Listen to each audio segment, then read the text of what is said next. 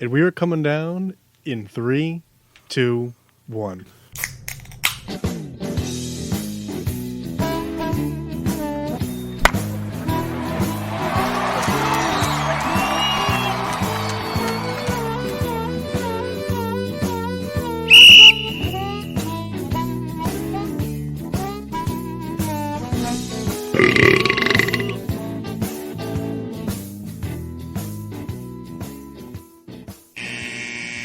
Welcome to Getting Sports with the Drunk. I am not the hostess Cupcake the Riddler, but I am the red rat of a red baron. Meow. Joined by Mark. Sheen Washable. Ah, no. I'm Mock. You know, it's bullshit. You don't do it to him. It's not the same. And the mask Christmas. Whoa. Where did Massey come from? The top rope. Wow, mass up the top rope. Love it. Joining right as we started. Sneaking it in. Mass, we got you a little That's what quiet she there. said. I don't know if you can boost on your end or I can boost it on my end if you want to. por favor. I'd like to see Mock boost it, if you know what I'm saying. You know- Kyle, can you explain in detail? Yes, I would like for him to shake his behind to Lady Gaga. Ah, gotcha. Thank you. Now, Mark, are you willing to do that?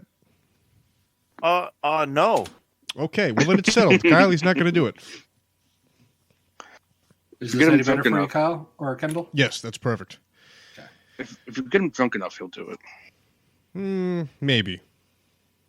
No, when he drinks, he dances. Yeah, Can but confirm. I don't know about Gotta work that. the perimeter. Right, he's good at it. Drink in hand, working a little 4-block section. He's got it down. And he's going to point a lot. Well, pointing, that's a signature. A lot of Yeah, head good nodding stuff now. too. That's it. Get in, get out. Bingo. You gents drinking anything tonight? Yeah, I'm drinking Acadia spring water. Is that a 20-ounce bottle? It is, and it's a ShopRite brand. I believe ShopRite is bowl and basket now. Yeah, and has been for years. So either you're... It's actually a Shaw's brand. and, Man, I miss Shaw's. yeah, what Shaw's did you go to? Whatever one my Uncle Eddie worked at. So you're saying that's like an 18-year-old water? Pretty much. Which kind of checks out. It's like honey; it doesn't spoil. Honey, I shrunk the kids. Kyle Moranis. Yeah, All right, we've man. officially gone off the rails. Kyle Moranis. I'm drinking a Truly Pineapple. Really looking forward to it. Yeah, that somehow tracks. Oh, man. Did you guys see what Joey Votto said today? No, because I don't care about baseball. Yeah, but what he said was so funny. What Joey Votto say today, Kyle? Well, I gotta find it. Doesn't even know what he said. I'm drinking a little bit fancy tonight. I'm drinking 1942. Ooh. What's the occasion? Just not even know. But I still have to fucking work for. All right, you ready? Yeah. So they asked Joey Votto to make a bold prediction for this year. He said, extraterrestrials arrive on Earth April 15th. The 12-2 Reds are the rest of the planet learn from... Fuck me, man. I can't read. Kyle can't type and he can't read. We're doing Is this great. what he said? Let me restart this. Kyle, do you want me to find it and read it for you? Yeah, go ahead. Okay. In the meantime, Mark, you having anything? I am drinking a Bud Light. Ah, Gross. That's the worst beer of all time. that's not true. That's not even I close to true. I think it's true. I raise you one medalla. I'll say, but you also have the palate of like a toddler. That All right. Bud Light is piss water. So, Kyle, I'm as- drinking piss so- water. Kyle did say that he said this, but Joey Votto put this on the MLB's Instagram page. Their thing was drop your boldest NL Central prediction. Joey Votto responded, extraterrestrials arrive on Earth April 15th. The 12-2 Reds and the rest of the planet learn from, communicate with, and befriend our alien friends. This process takes 5 months. Play resumes in October. The Reds sweep the playoffs and are World Series champs. Side note, if the aliens ask, I would like to accompany them on their ship back to the planet. I oblige, never to be seen again. It's kind of a weird thing to just come out and say. Yeah, just a little strange. Baseball players are the weirdest people. That's true. That's what we get for living in Cincinnati for years. That too. That'll fuck somebody up. Any toast of excellence? I have one. Shoot. My toast is to Paxton Lynch for being the Oh, first that's good. quarterback to get benched in the NFL, CFL, and now XFL. Hilarious. That's probably a toast of excellence, though. I mean, that will No, forever. it's hard to suck that bad in 3 leagues. That is now a great piece of bar trivia. And that was my Kyle quarterback. That was the quarterback that I wanted and thought was going to be good. Yeah, take it easy there, Jerry Jones. No, was the one who drafted him, isn't Yeah, What team did you after play the for? draft, Jones was pissed because he wanted to trade up to get him. he? Yeah, and they got Dak instead, which hasn't really changed the timeline that much, but I have a toast of excellence Let's hear it. Good. to Damian Lillard last night. 71 points, 6 rebounds, 6 assists on 22 of 38 shooting. And let's see, what was the actual stat line there? Damian Lillard doing that became the first player to make at least 400 feet worth of shots in a single game. I hate stats like that, but that's a funny one. Can you explain that one more time? So the distance in which the ball traveled from his hands to the basket totaled 420 feet last night. So that guy was shooting from the logo, Kendall. Yeah, he shot very far last night. All right. Give me the rock. You're You gonna know how long it airball would take me to score 71 points? a long time. Like, I think if they gave me 71 points with no defender in front of you. Here's the thing. I would have to get fouled because it would be mostly foul shots. Not saying that I would make all the foul shots, but that's really the only chance I got at scoring. But it would probably take like half a season. Yeah, I was going to say. I think Go ahead, Kyle. I think I could do it in like 25 games. I don't know. There's no I way. think we're all tracking like 40, 41 games minimum. I don't know. I could shoot the rock. Yeah, but these guys are like Kyle, professionals. here's the thing though: is most of these guys will block your shot like with their penis. They don't guard anymore. Just leave me open from far away. Hey, listen, you got to get open, pal. The other issue is that you're for sure gonna get winded. Oh, yeah. We all would. But that's what I'm saying. I'm taking foul shots.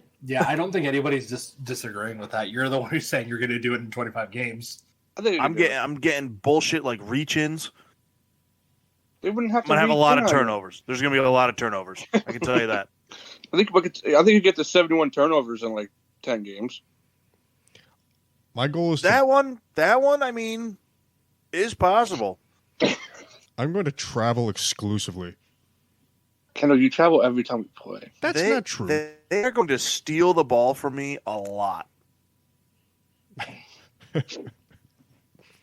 Like a lot. You can just hang in the post and just try and put layups in. But there's no way Do you know how many fast breaks I've blown up in Weber basketball? You think I'm laying up a ball in the NBA? It has to be foul shots. Well, so here's the thing. If you hang in the post and you go up to put the layup in, that's most likely when you're going to get fouled when you're trying to put that up. I got to get fouled from beyond the arc. Give me 3 shots. Nobody's Because they're going to just gonna fucking let touch you you shoot. until you step in the paint lock. They're not worried about it. Oh, they're coming. There's nothing funnier than watching a fast break and going for a lap and just like teeing it up too high and just missing. Dude, that was like my signature move. Come in real hot, throw it way too hard against the backboard. I did that so much. Jeff had to follow me on fast breaks. I one time took a 3-pointer over the backboard. That was cool. I'm like half court. There was something else I was going to say, but I'm trying to remember what it was. My toast of excellence into the game clock for baseball.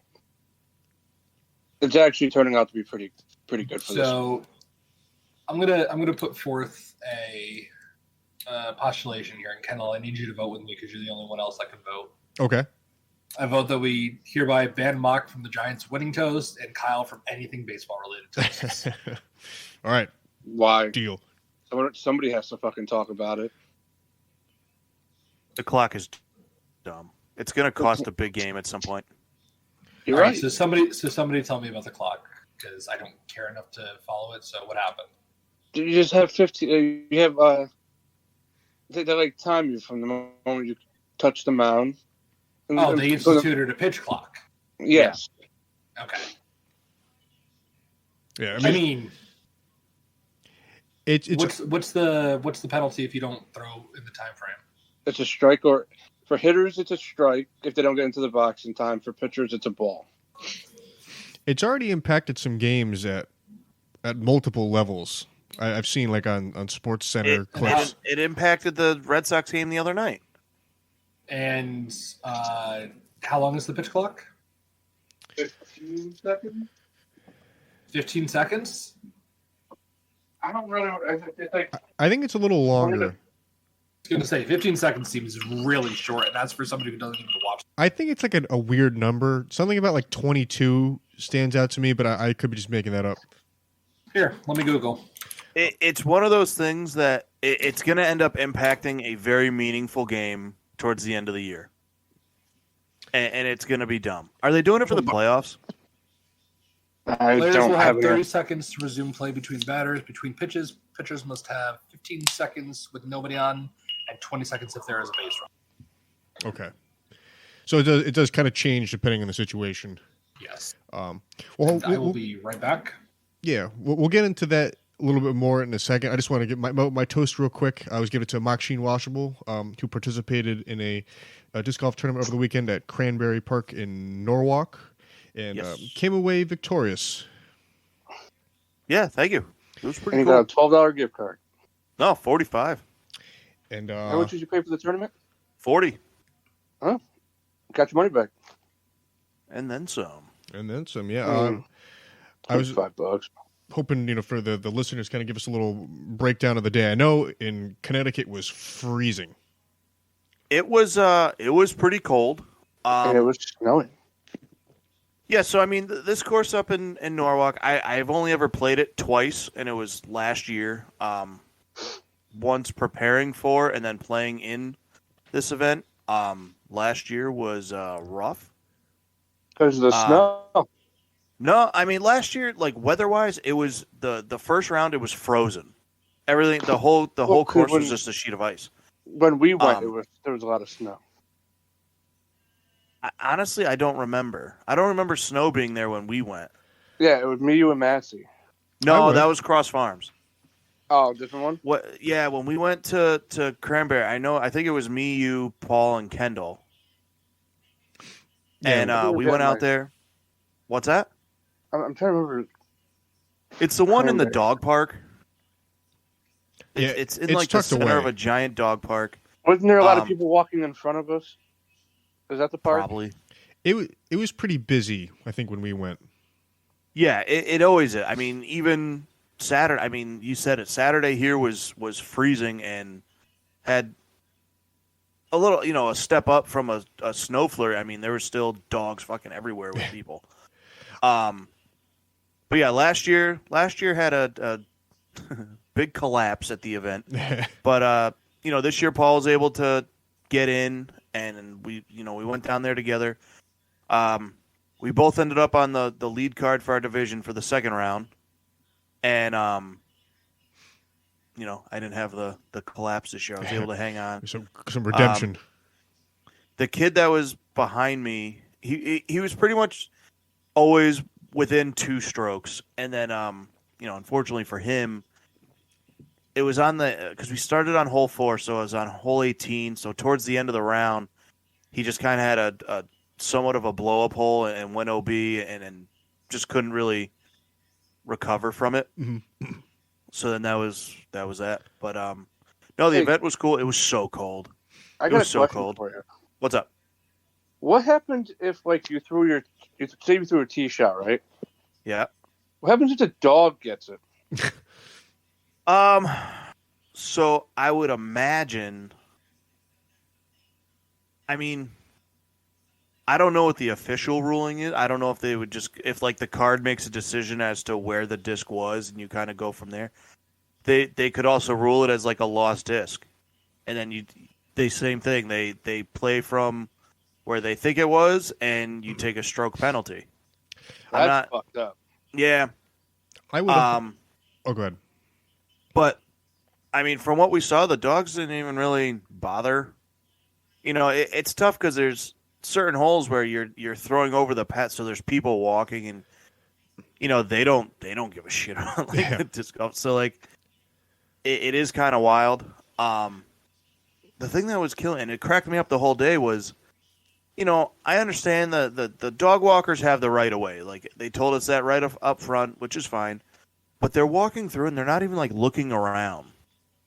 No, and I'm laughing because I'm like, man, if it's me, there's fucking plastic flying through. That's take a peek. Right. That's just selfish people. That's the stuff that drives me absolutely insane. But I did not even just. I wouldn't want to get hit in the side of the head. Well, yeah, I mean, that thing's gonna do some damage. Yeah. But overall, yeah, it was so cold. It was funny between the 2 rounds because as you're playing, you don't really feel it all that much, and your hands get cold, but you're fine. So in between the 2 rounds, me and Paul, we eat, and we're like, well, we have an hour to kill. I don't want to just stand out in this cold. So we go and sit in the car for a while. We're just kind of bullshitting. And then we get out to go start kind of warming up, and I was like, that was a terrible idea. It's so much colder now. Yeah. We should have let our body acclimate to the warm. It was, but again, the second round was freezing, but once you start moving, it's good. And then you're more worried about playing well than the cold, so yeah, it kind of became a non-issue. It was just slippery. That was the bummer. Some of the rubber tee pad, because there was snow and then it kind of froze, so some of it got real slick. Other than it being frigid, I feel like playing in snowfall is really cool looking. I think visibility probably suffers to some degree, but just throwing the disc while it's snowing, to me seems really cool. The cool part about because it did look pretty cool. I mean, and it wasn't snowing heavy, hard enough to where it really was a nuisance. Your disc got wet, but it was fine. The best part about it is you didn't have to guess where the wind was. It was just right there. You could just see exactly what was happening. Right. All right, this is actually kind of cool. Cheat code. I don't have to guess and hope I'm right. But yeah, overall, it was a pretty cool event. And that one there, they do to raise. They did both monetary donations, but also canned goods. It's for I think it's a homeless shelter out in Norwalk there. I think it's the Open Doors. Yep. Shelter, however it's worded, but I know they put together a lot of stuff, and it was a good time. And you said about Congratulations on your win, by the way. Thank you. 75 participants, more or less. I think it was either 75 or 77. I think our division had, I want to say 17, give or take. Did Paul not play the second round? I don't remember seeing his name on the second card. So he did. He finished, I think, tied for 9th. Oh, okay. Still pretty good. Yeah. Yeah. I mean, it was, the second round was tough. because it was stuff was slippery. It was Now in the good bracket, what was the best score for that one? in the MPO side. Sure. So MPO is like the pro, like the pro open.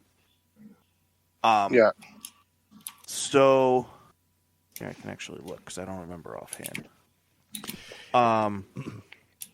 So the big difference was me and Paul, our division and the division ahead of us, MA2, like they were playing on the shorter baskets, where the MA1 and pro divisions were playing the long baskets. Mm-hmm. So the guy that won the MPO, there was two guys tied for first, and they went to a playoff. They were 4 under. They were tied at 4 under, and it was like we were just finishing up, and we're walking back towards the main, I don't know, gathering area, and they're like, oh, they're doing a playoff for the MPO, and we're like, so me and Paul, we're standing right by the hole, so we're like, oh, let's watch it. And these two guys each throw like beautiful drives, and pretty much when they do the playoffs, they were gonna go hole 1, 2, 3, and just keep going until someone beats somebody. And they both throw great drives, and the guy goes up to putt and just bangs the top band. Oh. And and everyone's just like, oh. I was like, damn, that sucks. But yeah, they were 4 under. I think the guy that won the division ahead of ours was 9 under, playing on the same bat. So I mean, if I played one division up, I would have finished in 4th, which still would have been fine. Yeah. So kind of a follow up to kind of what Kyle was asking. What would you say of tournaments played in, like competition wise? Like, where would you rank this? Is it like a pretty even like skill level of all players, or is it pretty much kind of the same everywhere? There's just divisionally. It really depends on your division. I mean, there's you could look at MA3 is like the rec division, which is where a lot of people start out. Like, I mean, the tournaments I've done so far, I've played in MA3 just because I was new to tournaments, and it's a little more laid back, and it's just kind of getting a feel for really like PDGA events. Mm-hmm. But there's still good players there. I mean, there's guys that still play very well. Now, it all depends on the division you play in. If Paul Macbeth was there, what would he shoot? If who? Paul Macbeth. Like playing on the long tees? I mean, probably fucking, I don't know, in 2 rounds, fucking 25 under. I mean, What's the longest tee there? Roundabouts. I'll tell you.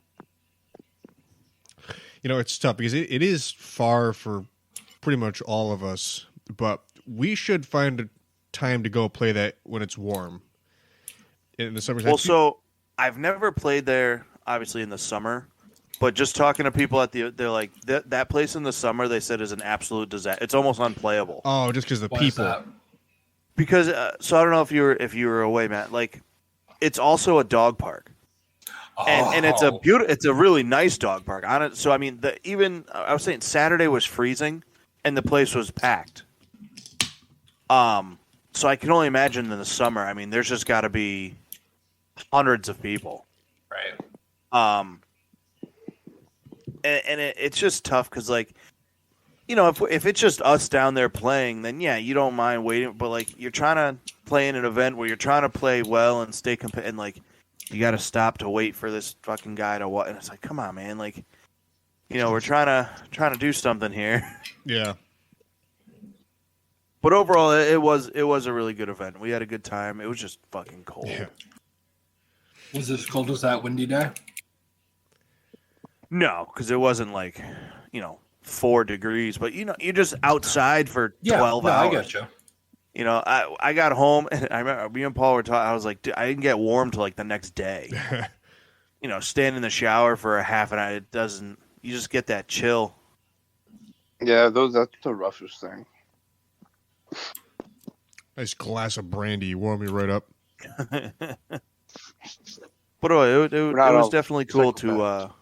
to take down the first win. Yeah. Well, That's really cool, big bud. congrats. I wanted to kind of jump in. This is going to be kind of preference, and you don't have to have an answer right away. And I'll kick off like my thing first. From a fan perspective, baseball definitely seems to be under the most scrutiny for a lot of reasons. Because it deserves it. And we're seeing now this pitch, clock, batter clock being in effect and how it's impacting games. Now, I want to get your guys' thoughts on from the fan experience side. What could baseball change for you to go to a game and be like, wow, I want to go back, next weekend and go see a game? And like, what would be a big draw for you to go to a ballpark? They're doing everything they can now. No, Kyle, let me finish. What would be like something that would like really, really like make you want to go? Like, I'll give an example. In almost like all walks of life, like I don't want to be around like a billion people. Now I get it, that's part of the fan experience. You're watching a game with other fans. People who come from out of town to watch the away team play. But like, I kind of hate when you're at a game and you're shoulder to shoulder with everybody, and like you feel the people behind you. Their knees are in the back of your head. If they could ever create a situation where they have, we'll call it like floating seating, in the sense that like, all right, so the 7, 8 of us were going to a game. We buy our tickets, and now, all right, we have a section in the ballpark, wherever it is, where we have our 7 to 8 seats, and we're kind of like isolated, where we have like our enough room to like, you talk, you're not screaming at the person, and you kind of like you have a little. Cost $2,000. Well, the thing, so now it has to be affordable. I'd be willing to pay, we'll call it $45 to $50 more dollars per ticket to have that type of situation. That to me would be worth it, and this goes for anything, any type of game. But I was thinking, like, how cool would it be to have like a box type setup at any part of the arena or the field. You know what I mean? Like that. If that was a thing in all ballparks, I would pay the money every single time to go to an experience like that. Baseball is gradually. I mean, I shouldn't just say, but most sports, they're almost becoming impossible for like a family to go to. Yeah, because they cost too much. I mean, really, how does a family of 4 go to a baseball game? I mean, it's cheaper than any other sport.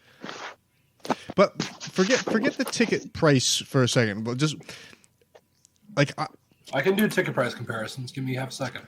But I guess what I'm getting at is that you pay X amount of money to be shoulder to shoulder with everybody. I would be willing to pay more money to have more room and be kind of like more isolated. I even like in general, like whenever we used to go to the bars, we used to go like to TCB a lot. I would hate when there was a lot of people there. I'm the same way. I'd rather go to an event where there's less people. And that's kind of opposite of what like going to a sporting event is all about. Because and yes, there is something to be said about the energy of all the fans around you, and I like that.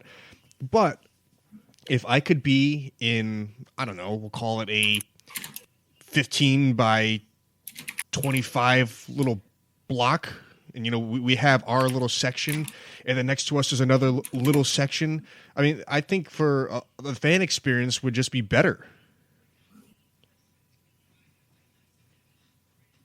All right, let's see. I mean, correct me if it sounds like you're talking about having like almost like a press box, like a. Well, in a perfect world, like, hey, you could have a press box anywhere, but being in an enclosed space is not like required. Just to have an area that you're not like with like sitting in left field, having your own little section. Yeah, but like imagine that the stadium has the ability to kind of change. It can accommodate the amount of people you have. So Like pretty much what happened for COVID.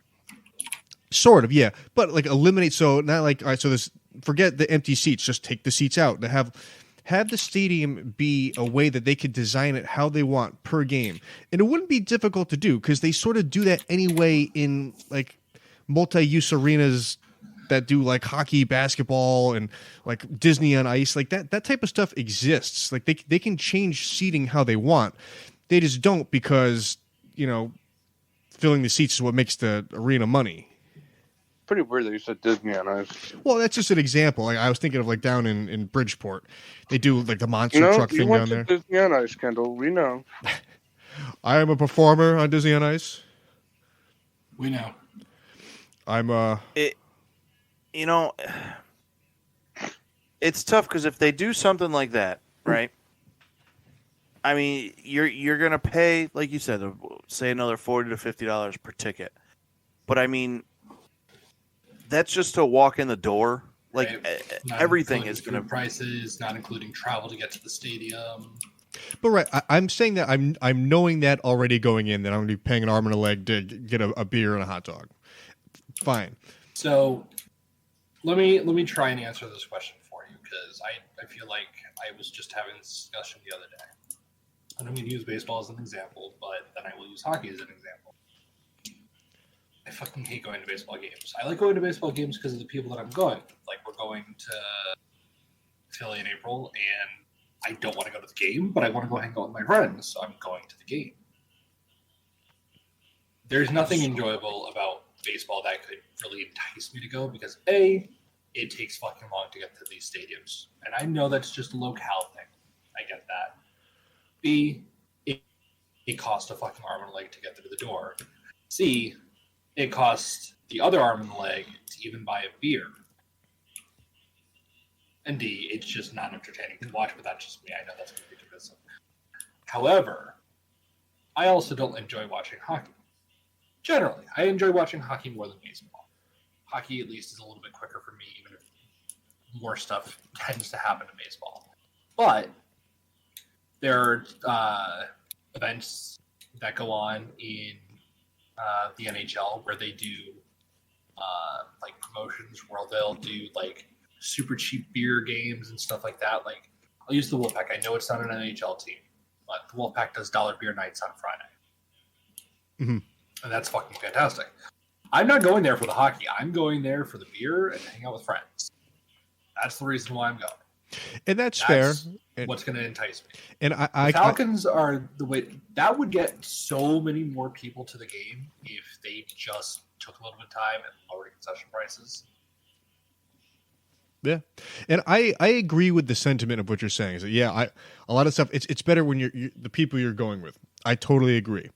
But if the game experience was just that little bit better, that you had that little bit of control, wouldn't make a difference for me personally. I can't see how that could be true though, because you're sitting with people in Kendall. So here, let me say this. It would make a difference for me, but not enough to make me go to the game. Does that make sense?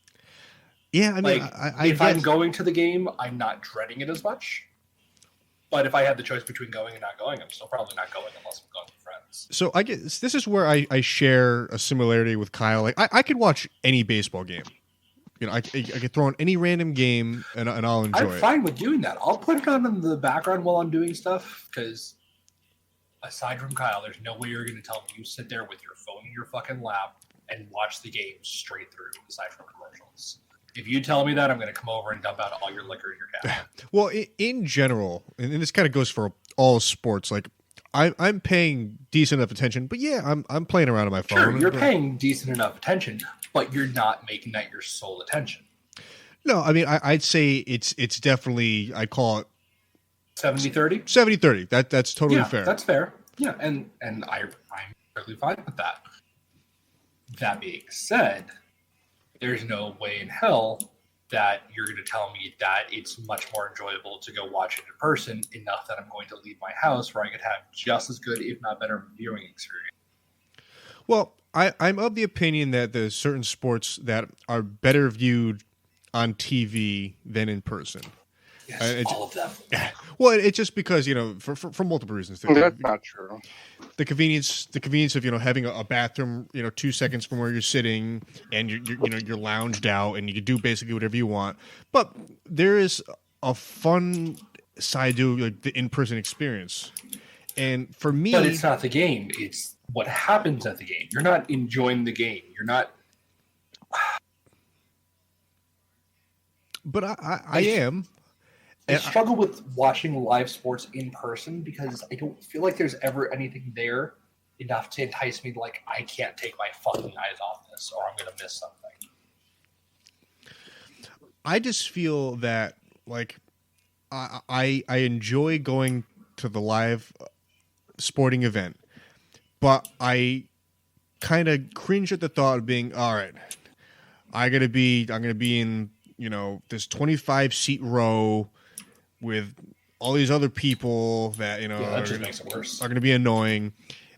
I would be willing to pay the extra money to have a section to sit in with my friends, whether it's one other person or if it's 14 of us, and watch the game. And I would do it. I would spend the money. If the decision is made for me and I'm going to the game, yes, I would spend the extra money to have. I won't disagree with you there. And yes, it would make it more tolerable. So I'm still not going out of my way to do it, but it would make it more tolerable.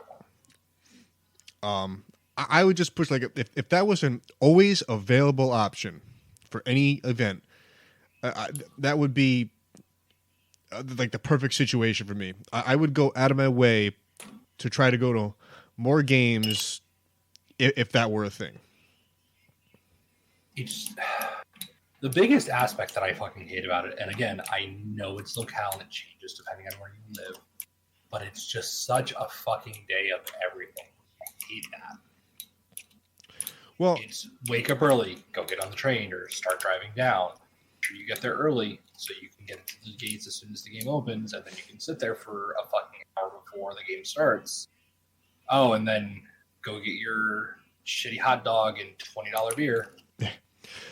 Well, and we're sort of getting away from my pitch a little bit. When your pitch is what would make it more tolerable. My answer to you is, for me personally, nothing would make it more enticing for me to go to a game rather than being at home and just watching it. Okay, fair. Mock Souls, any thoughts? I want to be honest with you. All that hurt. I'm sorry, Kyle. You said that 10 times. I'm sorry, buddy. And I understand that you love the game. And I respect you for loving the game. Happy. Kyle, let me ask you a question. Yeah. If I told you we were going to go to a fucking an esports playoff game, would you have any fucking care in the world? What sport? Exactly.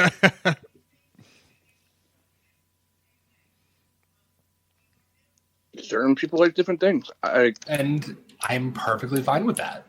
And I'd much rather go to a baseball game than go to a football game, because I think football is better on TV. I won't disagree with you. That's fine. I don't know that I don't know that I'd rather go to a baseball game. I don't know that I'd rather go to either of them. But if you were to drop me into one or the other,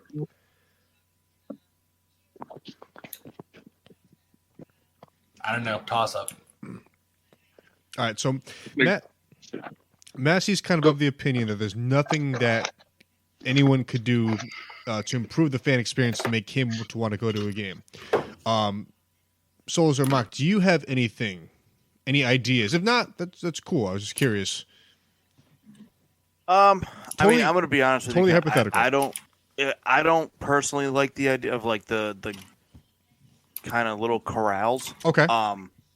And it's really because, again, you go to a game, you almost want to be, within the madness. Yeah, in Philadelphia, right, during their playoff run, you can't. There's take something out... to be said for being right. So what I'm playoff saying, games are separate from this question. This is normal regular. But also too, I'm not suggesting you're in a glass box. You're not, it's not a fish bowl. It's just that you're not. No. That's not what I'm saying either. I'm just saying, you taking out those 500 fans, give or take, makes a difference.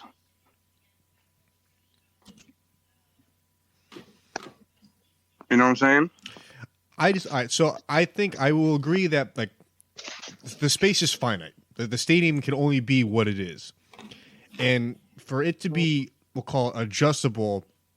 Yeah, there'll be X amount of seats that will probably just won't exist. However, there are certain like redundancies in a stadium that don't need to exist. Like we use television platforms. There are television platforms that are just like in places arbitrarily. They don't have to be there. They lose out on 18 seats because we have a camera deck here where it's not required. This is camera 9C located on the first baseline, and it's responsible for tracking the fans when it's time for like the kiss cam. Like that is a redundancy that doesn't need to exist but does. So I think there's give and take. Like the stuff is kind of set by the stadium. There's certain precedents that they do. So I agree. I think there's something to be said about, hey, you're in the thick of it and all the fans are going crazy. I'm just suggesting that, Bill Dick from South Jersey isn't like snorting cheese down your neck. Pretty funny.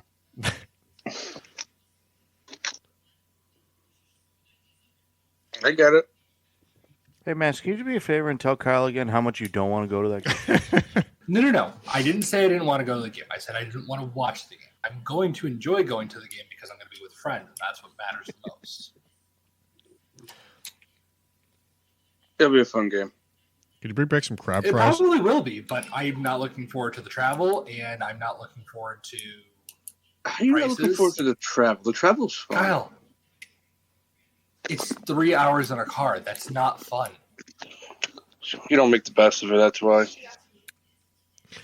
There is something You're to going be to want said, to get though. yourself some Graves. I have the Everclear from one of our trips in the freezer. Do you drink that, Kendall, by yourself? No. That's exclusively for trips. Out of state. Yeah, Pittsburgh or be it other.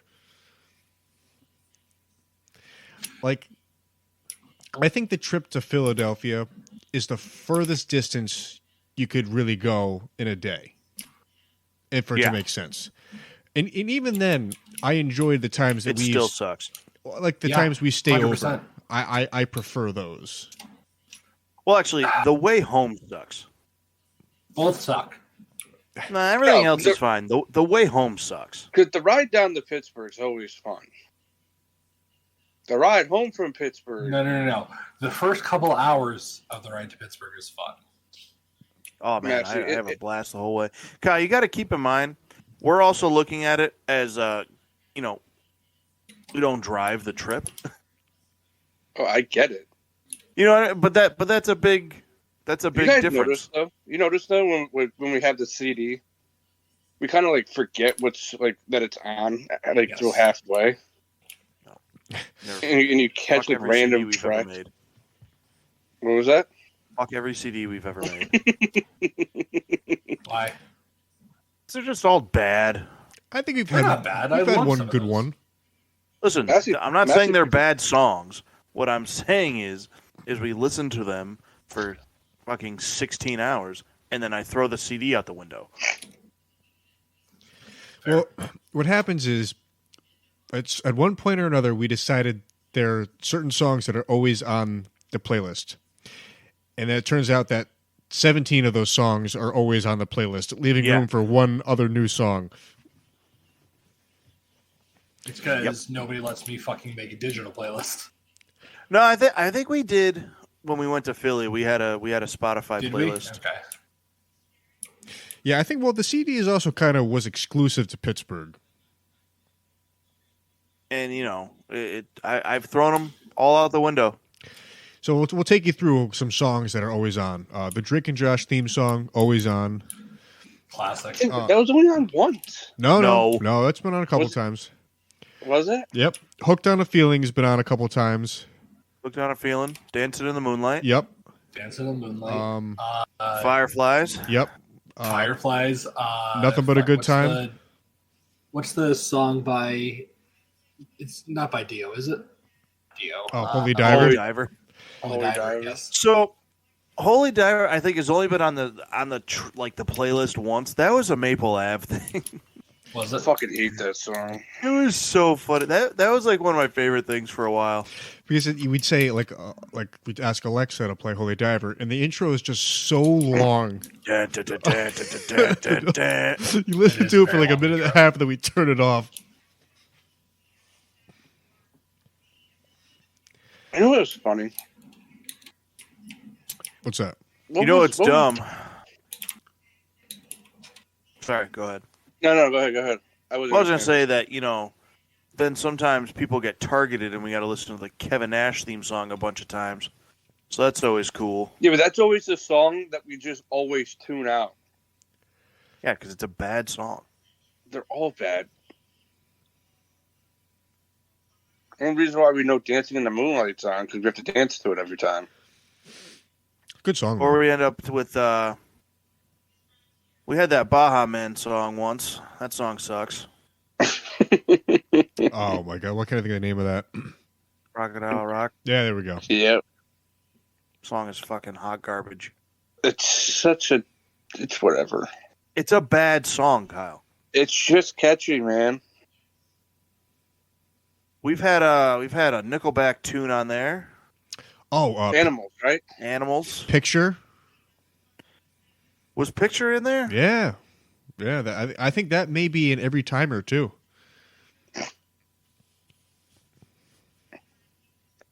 Man, we suck. I was headed to I know church. Whitney Houston gets her kicks in. Yep. Usually your pick, by the way. That's a sick track. Dude, I never said it wasn't, okay? Dance. I'm just saying it's your pick. Good Because we all tune. get picked. At one time, Matt actually picked a song, and I don't remember what it was.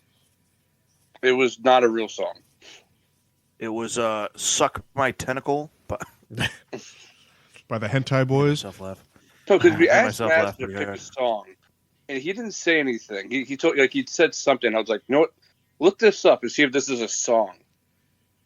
And me and Paul found a song by it, and we put it on the track. We went to the library to make that CD. Is that true? Yeah, Probably. me and Paul went to the library. I don't know why. What the fuck were you doing, Kendall? I don't know, but that's very 2006 of you. I've only been to the library twice. With Paul, and then to do Jeff's project for him. I went to That the tracks. Wallingford Public Library. Yep. Kyle has a reading class every Wednesday night Hasn't done me any good yet. from 6:30 to 6:45. We read a page of Dr. Seuss a night. It's He's got a called book club. Bilingual Basics. That's very funny.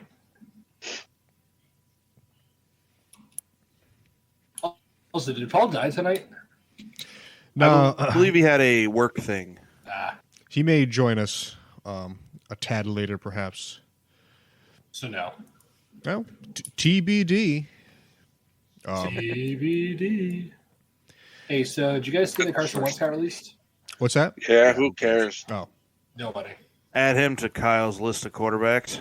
He was good. You can't say he sucked. He had 1 year. He was good a He few had a years. couple years. And then He had one. injuries took over. No. Then Jadavon Clowney gave him a concussion. The rest was history. That guy does not want to be a Brown anymore. Can you blame him? I'm just saying, doesn't want to be a Brown anymore. Do you guys want to talk quickly about potential trade packages for the Bears pick, or do you want to save that for next week? And we Yeah. should probably do that for the Bears fan. But we can Listen, go over Paul's the just free gonna agents. Paul's just gonna shoot down everything we propose anyway. Exactly. So that's why we're not going to do it with him. well, yeah. I mean, we do it. I mean, we can always do it again. Let's. All right. Let's pull this up. I got the draft number Hi, right here. I'm the Las Vegas Raiders. Bareback. Hang up. I'm going to pull this up, and then I'm going to have over the cap on the other screen to see where everybody is. All right, so I got Holy Diver stuck in my head now. Holy Diver. The Texans aren't going to. Oh, God damn it. He's here just in time for this. Hi, Paul. Hello. We're Hello. talking about potential trade packages for the number 1 overall pick. We And literally I'll just started. See you guys next week. Yep. Oh, Paul Bye. just joined. That's hilarious. Hey, Paul. So, oh, go ahead. Paul. Yep. First, what's up, man? Second, I had the worst day of my life today. Oh, let's hear about that. That sounds more kind of filled interesting. this in and said it was not good. Oh, I didn't It- hear about this shit. It was not good at all. What happened? I mean, I won't get really into the depths of it because, like, the listener that we have doesn't really know what I do for a living. Like, I mean, I'm a liquor distributor, but, like, they don't know, like, what the ins and outs of that mean. You guys more or less do because I talk about it. But, so our system crashed this morning. Ooh, that sounds fun. Then they decided to wait until 12 o'clock to announce that we weren't delivering tomorrow because of the inclement weather, which normally is not a big deal, except that tomorrow's the last day of the month. So we already had like $195,000 in orders in the systems that had to be deleted and then re-entered. But then for some reason, the girl that was working in customer service today didn't think to send anybody their orders. She just deleted them all. So now none of us had any of them. So we had to start from scratch. Plus, because the weather's going to be bad tomorrow, we had to do 2 days worth of work in one day. So normally my Mondays are 8:30 to like 3:30 because I pick Amelia up from school. I left the house at 8:30 and I got home at 8:15. That's a fun day. And there was one point where when I thought my day couldn't get any worse, there was a one-way exit out of a parking plaza I was in, and a car smashed into a tanker truck, which then hit a electrical pole. So there were live electrical wires that broke from the telephone pole on the top of this tanker truck that also rammed into the pole, and one of the metal foot spikes that are on those poles punctured the side of the truck. So there was gasoline leaking onto the road that was right above the tanker truck, all the electrical wires that were sparking. So it was like this cool explosion that was getting ready to happen, and the police department was like, yeah, you guys kind of just have to kind of stay in the building right now. I'm like, yeah, this is cool. If this blows up, we won't die. So then I walked a mile and a half down the nice terrace of Stratford Ave in Bridgeport, and in my shirt and tie with my iPad with basically a sign written on my forehead that said, "Hey, you could rob me." And it's just it's been a not so good day. Well, you're home now. I am home now. Oh, I wish he said I'm actually at the Wallingford Public Library. That would be something, wouldn't it? We're talking about how you made the CD for Pittsburgh there. No, that was the Prospect Library. He's right. No, I thanks, forgot which Kyle. library it was. Yeah, that was the Prospect Public Library. Which Why is did we go to the library for that? because your laptop didn't work. Too much Because bull. Do you know you guys have a guy named or nicknamed Best Buy? Yeah, but we didn't. I think this was the trip before you went, and it was like we did it like at like 5 p.m. the day before we left. Oh, Yeah, we man, waited Paul, for the last. you did miss Massey's rant before about how he is not looking forward to going to this baseball game. Not true. Kyle Yeah, almost cried on air. Well, Massey's not alone in that. Sick. Just kidding, Kyle. I'll just give my toast, I guess, before you guys go into finishing what you were doing. We had literally just started it, so we're not really. You don't even have to do it. I have a toast of excellence and a toast of disexcellence to the same unit, Okay, go for it. to the Boston Red Sox. for doing like the coolest thing that you can do in a game, in a preseason game, and like the worst thing. So they became the first team to get penalized from the pitch clock violation. And it happened when they had the bases loaded against them in the bottom of the ninth, and the pitcher did a pitch clock violation, so it automatic on a full count, so it walked in the game-winning run. I That thought sounds about right. Which is the hilarious. hitter. It was the other way around. It ended up being a call against the batter, and it was a strikeout. The notification, like all the videos that I watched, had the Red Sox losing that game. There's a very easy way for me to figure this out. Was I mean, it last whatever. night? It's not important. I didn't really dive into it. I got a notification on my phone that said Red Sox lose because of pitch clock violation. I watched the video. The Red Sox guy was on the mound. The pitch clock expired, and they called it a walk. But then yesterday the Red Sox scored a sacrifice on a sacrifice fly from second. Yeah, I saw that. That's pretty funny. Yeah, I mean, I don't really care enough because it's preseason baseball, so like literally 0 people on the planet give a shit about it. There's one. No, he doesn't even really care about it. He's not watching it. He's watching You're watching the Phillies. You're not watching anybody else. Yeah, that's So you don't care about preseason. that's baseball. fair. You care about the Phillies. That's different. That's like saying like, oh, I love preseason football, but you only watch your team. Yeah, And that's Kyle, fair. your love for baseball is well noted and documented. I'm not disputing your love for the sport, but for the Red Sox thing, I mean, I don't know if they changed it. That was the thing I saw that happened on Saturday. Because I remember getting the notification for it while I was pumping mustard gas in my veins during the second round of my disc golf tournament. You guys ever just have something happen to you in a sport and it just makes you really just not want to ever play it again? Yeah. Pretty much every time I go out playing disc golf. Yeah. I And searched. Massey hates doing anything we all do together. That's not true. I had my entire disc golf collection quoted from Played Against Sports on Sunday. I want to know how much it was worth. I think they were going to give me like 180 for it. 180,000? No, I was going to be like, what?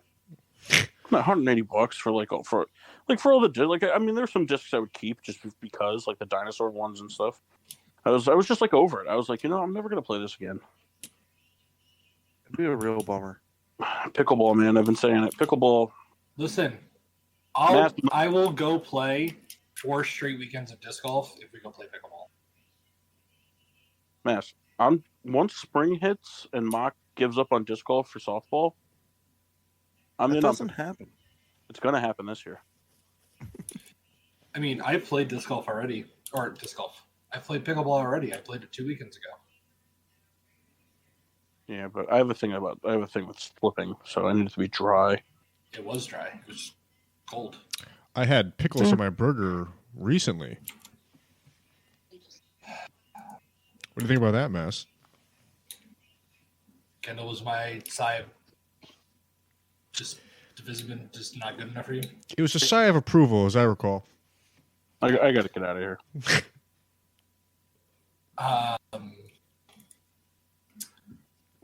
What were we talking about? Chicago Bears, number 1 overall pick. Sounds like they're going to trade it. Who do we think? What's it worth?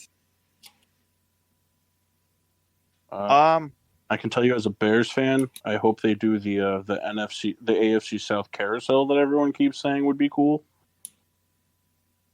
In what way? They trade with the Texans, and then they trade the Texans pick to the Colts, and then they pick 4th and have traded back twice. That's like best case scenario right there. Yeah, That'd be that is awesome. very much. That'd be awesome. Yeah, And then you trade that pick to the Jaguars. no, then you trade it to the Panthers. So they end up with a 9th pick and you trade back 3 times. They won't do that though. If they trade back twice, they're going to take either Will Anderson or that Carter guy. Yeah. And then they'll botch the rest of the picks, and then Justin Fields will never start a game again after his rookie contract's up, and then we'll draft Steven, Jeffenberg. It's an Iowa name. Renowned He's going to be quarterback, good, though. Steven Jeffenberg. Also not an Iowa name, Kyle. It could be. It's a fictional name. I just made it up. Hilarious. Well, don't let the NFL Is it find out maybe- about that. Paul, what was the name of the town from Mr. Moon D's? Township. Moon Township. Nah, isn't it Winchestersonville? Oh, from Mr. Oh, and Deeds. Mr. Deeds. Yeah. Winchesterton Fieldville. What even kind of name is With that? Dr. Pepper? Well, Kendall, Massey, it's in a movie that you've never seen. Yeah, that tracks for me. Yeah. You know what's funny, though? I was thinking of this. I had a Massey moment the other day when Massey sent the thing into the chat about the Ramsey situation. And then I He's said gone. something, and he sent the Mean Girls thing, and I realized, oh, man, I've never seen Mean Girls. Even I've seen Mean Girls. Come on. I haven't seen Mean Girls. I wouldn't really jump out so quick to say that there, Mass. Well, that's what I was saying. I was It's like, a movie that I've seen. It's in pop culture fucking everywhere. So I'm not embarrassed for saying I have. the only reason I would watch... See, the thing is, there's a reason why I can't watch it. I missed my window of being able to watch it because the thing is when that movie came out was when I had a humongous thing for Lindsay Lohan. And So did everybody. yeah, but I can't watch it now because looking at it and being like, wow, look at that Lindsay Lohan, and realizing, yeah, she was like 16. Oh, It's like Amanda Bynes. she got fucking crazy. Kyle's been ripping through old Amanda Show episodes. I actually just watched the entire show again. Okay, I don't do that. What was that It's- movie where she played soccer? She's the man. She was hot in that one. Pretty sure it was Bend It Like Me and Ham. Hey, Mock, would you pay $17.50 for a Jawbreaker Luna? Yeah. Which So one? Would you pay like a Jawbreaker Luna? Like the Jawbreaker plastic? Yeah. What else did you think I meant? No. So they just put out a thing where it's I saw some. I don't know if they're special edition up, but they have a Z plastic Luna, but it looks like it's colored like a Jawbreaker candy, like it's like the stripes in it, So I don't know if that's what you're talking about because I saw those online. No, Ledgestone has $88 for 5 packs of Jawbreaker Lunas. Oh wow. Kendall, Yes. you want to ask Paul the question you asked all of us a couple minutes ago? Oh, would there be Fucking good, anything? Ken. What's that? This better fucking be good. All right. No, Okay, get pressure's ready. on. Is there anything that you would change, like, for the fan experience to make you like go to a game like more often? And I had pitched if like going to like a baseball game or any sporting event, that if you could kind of have like you buy your tickets ahead of time and you have kind of like sectioned off seating for you. Like, so depending, no matter what the situation was, whether it was 2 people, whether you had 10, you had a whole section like just for you. And so you're still with all the other fans, but people aren't like breathing down your neck. To me, I would pay more money for a ticket to go to that game to have that be part of my in-person experience. I don't know if you had anything that comes to mind that hypothetically you would do. Ball game? So I was thinking baseball because we kind of just, baseball seems to be under the most scrutiny, but it could be for anything.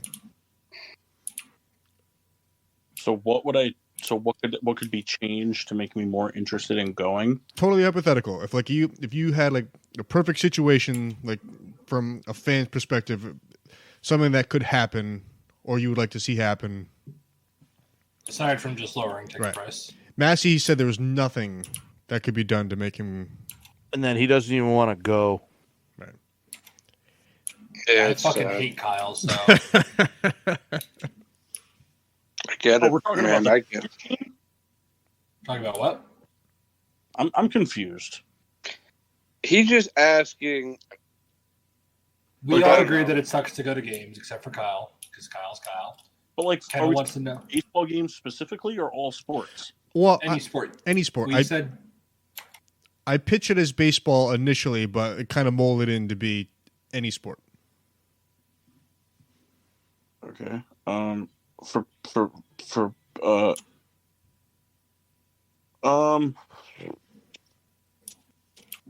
remove the cutoff time for booze.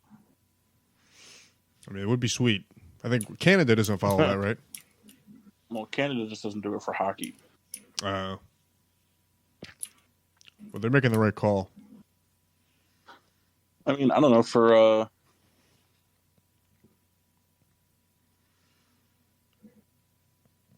baseball games, I don't know. It's just kind of like I feel like I hadn't really thought of this. We put you on the spot.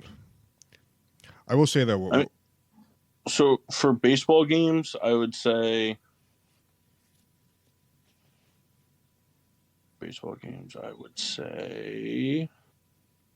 More pillows.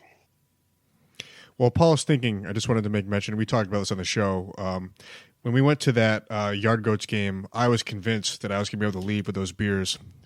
And I tried my best. And you were not. And the police officer, he wouldn't let me. And, good on him. He did his job.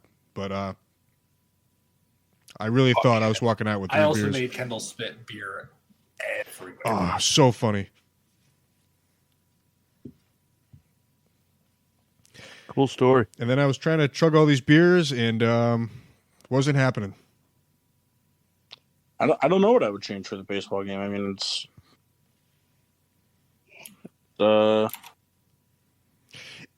tough. I was just thinking about the fan experience in general. I mean, like from like a baseball game standpoint, the reason I don't go to more baseball games is because they're all 3 hours away. Yeah, that was a big part of it. If I lived in a city with a baseball stadium in the city, I would go to more games. All right.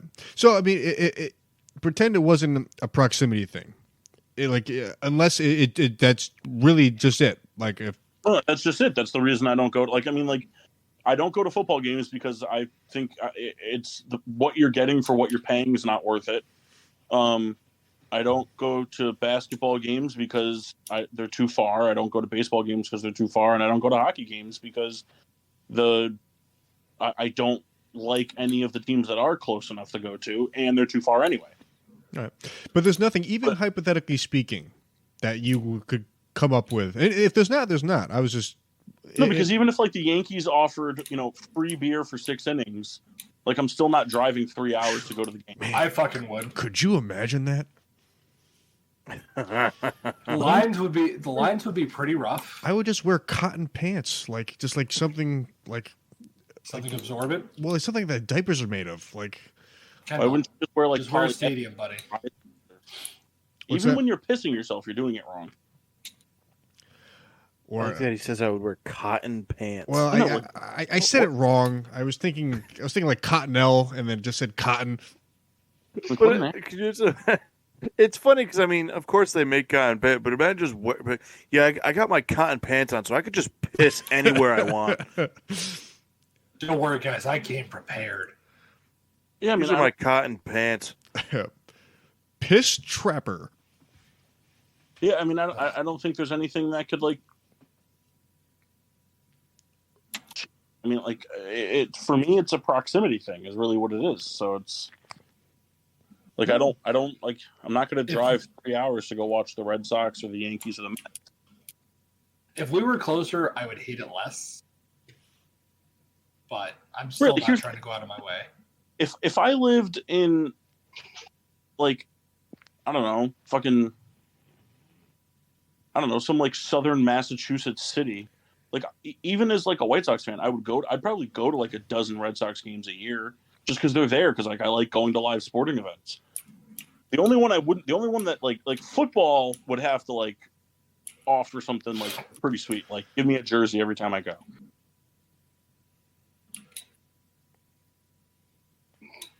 Oh, that's a cool incentive. But it's the same thing. It's like baseball, like your thing, like like I sit like in a grouping by myself, like but not so I don't have anybody else next to me, but I'm kind of in the action. Like that would be sweet, but like it wouldn't entice me to drive 3 hours to go to the game. No.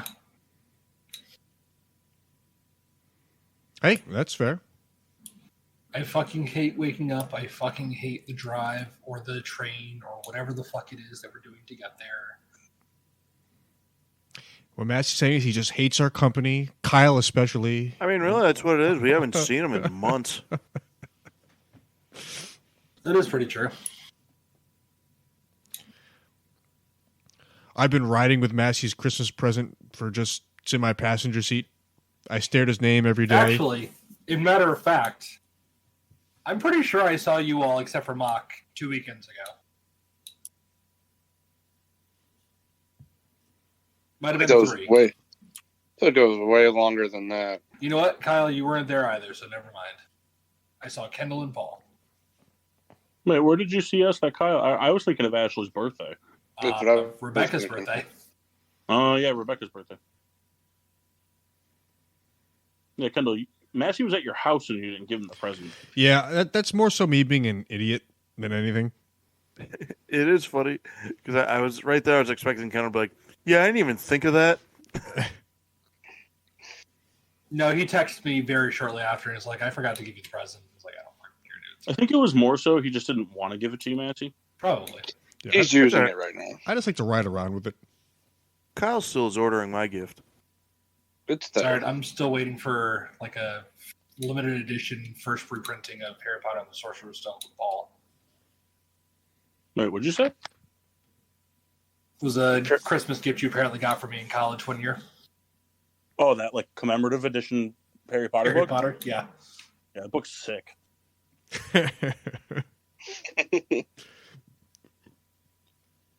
Hey, would you guys give up? Would you guys rather give up all aspects of, like playing sports, or give up all sexual activity? Sexual activity. No, right, just what's classified under sexual activity and what's classified under sports? Okay, so you can't. So basically, anything that's like a sporting activity, you can't do it. You can watch sports, but you can't do sports. So Does that mean I can't play disc golf anymore, or you can't play disc golf, you can't play pickleball, like slow pitch softball. You can't coach baseball, Kyle, because can we do like what was that game we played at Mock's house? The beer bottle on the stick. No, because it's frisbee. All right, what's in the other one? So I would say beer pong still counts. You can play beer pong only because you're not actually like using like you don't have to use a ping pong ball for beer pong. You could use a bouncy ball. I mean, like, you know what I mean? Like you could so it's like it's not the ping pong ball isn't what makes it like the. Hey guys, can we play beer pong with a racquetball next time? Yeah, your house. I'm fine with that. Or give up all sexual activity. Which is defined as the masturbation is included. Yeah. I'm giving up sports. Not because of masturbation, but just because all of that is gone. I think sports has to be gone. I mean, that's for sure going to suck, but I mean, you know. Cal, for watching sports activities, which one would you give up? Partaking. Yeah, partaking. Here. So you can watch all the Raw you want, but you can't. Call me with my pants. That's what I said. Nah. Fun.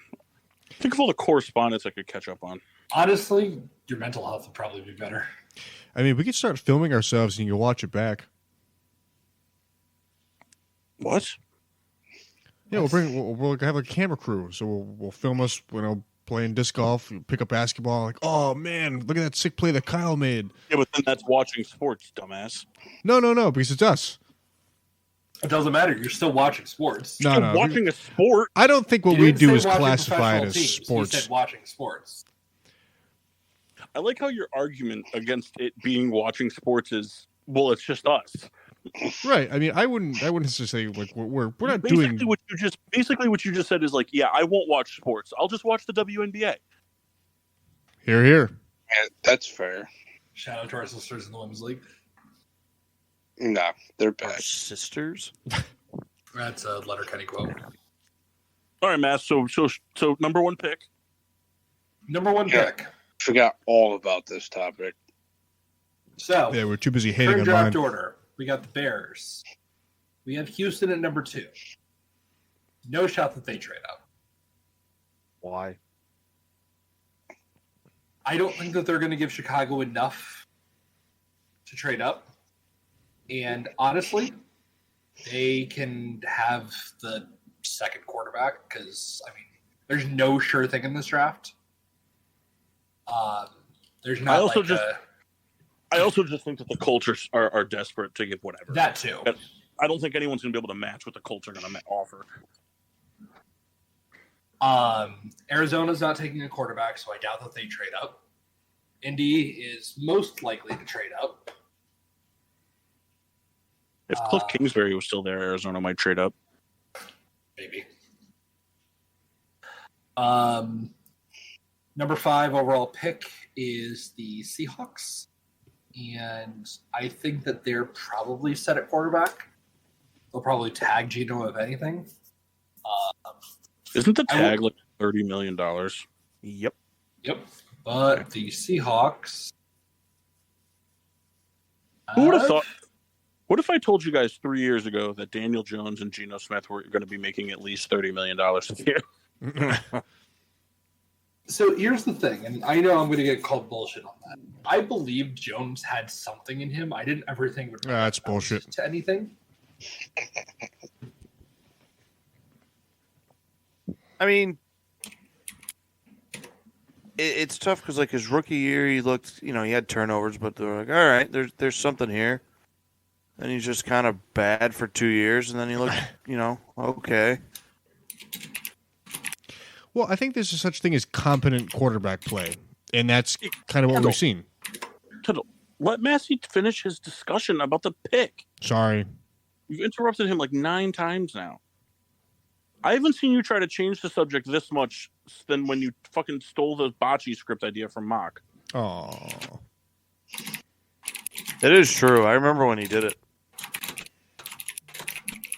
It was bullshit. Mock and Pat were talking, and Mock pitched this fucking idea about the bocce movie, and Kendall overheard it and then ran and told Jeff about it, and he was like, yeah, I'm going to start writing the script now so I can claim credit for it. For the listeners at home, these are all fabrications. Prove it. I can't. Seems to me more like you're just a fabric softener. Well, I do like machine washable. This is getting worse. Mark, I think you So should first sue pick. I think you should sue under intellectual property.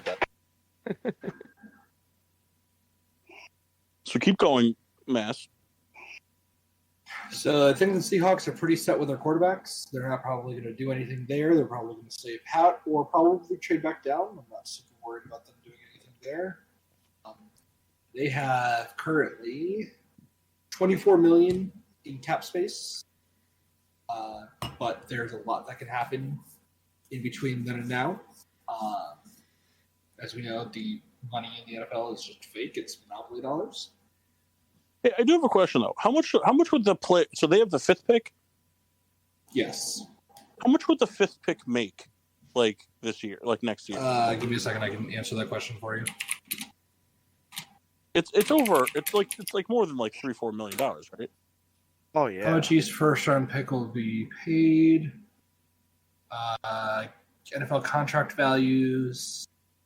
5th overall pick was paid 34.6 over the course of 4 years. So that's what, 8 mil? 8 and change? 8 and change. 8.65. Yep. So $8 million. Okay, so like I know the answer is no, but like, do you think the Seahawks would take like if the Bears like offered them like 18 million cap space just for the pick? I don't believe that you're actually allowed to trade for purely cap space. That's why the Texans and Browns made the trade for Brock Osweiler. because you're not technically allowed to trade just for cap space. That's fair. But to answer your question, no, I don't think so. Things would get wild if you just trade money. At number 6 is the Detroit Lions from the Rams. They're pretty set at quarterback, so they're probably not going to be doing that. They're probably going to take best player available, depending on how they do it in free agency. Las Vegas Raiders, Kyle Sweethearts need a lot of different things. And quarterback is one, but I think that they're going to try the free agent market first before they go into the draft looking for one, because they could use a bunch of other stuff first. They're waiting, They waiting for Who's Aaron out there for free agents? to get out. Well, Aaron Rodgers. But he's not a free agent. No, but that's who the Raiders are going to go after Aaron Rodgers. That's No. That's what I'm saying as far as free agency. Well, I mean, but that's Kirk Cousins will be a free agent. Give me a second. I'm pulling up the quarterbacks. He's a free agent right now. I think he's going to be at the beginning of the year. Daniel Jones technically is going to be a free agent. Yeah. Derek Lamar Carr's Jackson is technically going to be a free agent, but they're probably going to tag him. Geno Smith is technically going to be a free agent, but they'll probably tag him. Aaron Rodgers is available for trade. Let's see. Carson Wentz is available. Carson Wentz is available. I wouldn't put that past the Raiders. Mason Rudolph's available. So Lamar Jackson, Daniel Jones, Geno Smith, Jimmy G is a free agent. Jacoby Brissett, Baker Mayfield, Taylor Heineke, Andy Dalton, Teddy Bridgewater, Mike White. I mean, there's potential for trying there before they go in the draft. I'm not saying that they won't take one, but I don't think they trade up all that way for it, because that's a lot to jump. I just feel like I feel like I just don't see Aaron Rodgers not there next year. The only other place I could see him is in New York, and I don't know where I see him more of a fit, because I think the Jets are going to give up on it and just go after Derek Carr by the time fucking Rodgers makes up his mind. Well, he's out of the cave now, so he might make his decision soon. I mean, really, what's his decision, to retire or not? No, if he wants to play for the Packers or not. Yeah. But I mean, really, outside of like, because the Packers told him, they said, like, if you want it, they gave him the Brett Favre ultimatum that they gave Brett Favre when he went to the Jets. They said, if you want to stay, we'd be more than happy to have you. If you want to leave, we understand, but you have to let us know now, because we're not going to gear our offseason around uncertainty. And so he was like, okay, I'm going to retreat to the dankness of darkness. Is he still married to Cheyenne Woodley? they were never married. Or engaged? I don't fucking know if he's married. And also, no. Are they not together anymore? Good. She's No. fucking crazy. Yeah, because he's so sane. I mean, I see Jimmy G in Vegas. If they don't get Aaron Rodgers, I think McDaniel reunites Jimmy G and Jacoby Brissett, makes them compete. I can see that. Or try to bring back Tom Brady, Jimmy G, and Jacoby Brissett. Could you imagine? And Matt Castle. As quarterback coach. No, as the lead running back. so in summation, I think that most likely trade candidates are Carolina, Indianapolis, and potentially Houston if the other two just balk. What about it? What isn't there another team? There's another team that I see mix a lot. Is it Atlanta? Atlanta just took a quarterback last year. Yeah, but didn't they not like him? And that also doesn't matter. It doesn't, but it would be pretty interesting to. He's pretty spot on for Arthur Blank. Yeah. I know he's not there anymore, but No, I saw a rumor that Matt Ryan's going back to Atlanta. I thought he was just retiring. Is he a free agent? Yeah. He was so bad. Yeah, it was pretty rough. I got a good chuckle. I saw an article today from Sports Illustrated saying 49ers potentially looking at Matt Ryan reuniting with Kyle Shanahan. I was like, oh boy. Nothing would make me happier than to watch that shit show. Hey, what about? I saw this today. I don't know if it's true, but the Raiders trading for Trey Lance.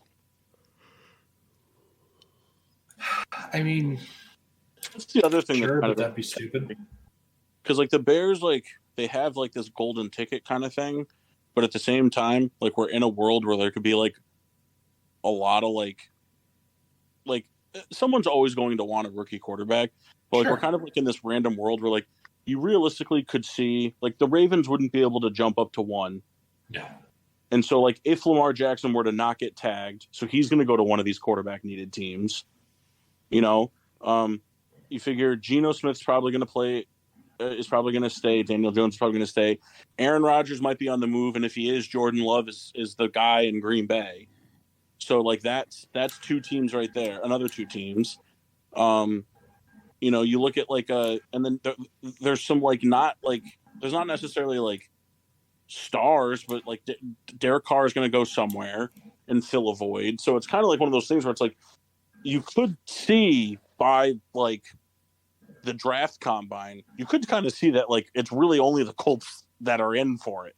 Yes. Because that's the thing like the Bears like need to hang their hat on is like they need to hope that like Carolina doesn't decide to go a different direction, because if it's just the Indianapolis Colts and the Houston Texans in the bidding war for 1 and 2, then the Texans aren't going to offer anything because they'll get one of the other ones. They're only gonna offer something if there's more than one team interested, or if they fall in love with one guy. Like if they decide like they have to have one guy, then they can I mean overpay we've seen for that him, happen before. Yeah. Trubisky. 2-part question: did you guys ever see that Lamar Jackson, Chicago, and Paul? Would you be in or nay? LaMelo Ball suffered an ankle fracture. Did you really? Yeah, sorry, Kendall. What'd you say? Do you see Lamar Jackson, Chicago, and if that were to ever happen, yay or nay, for you?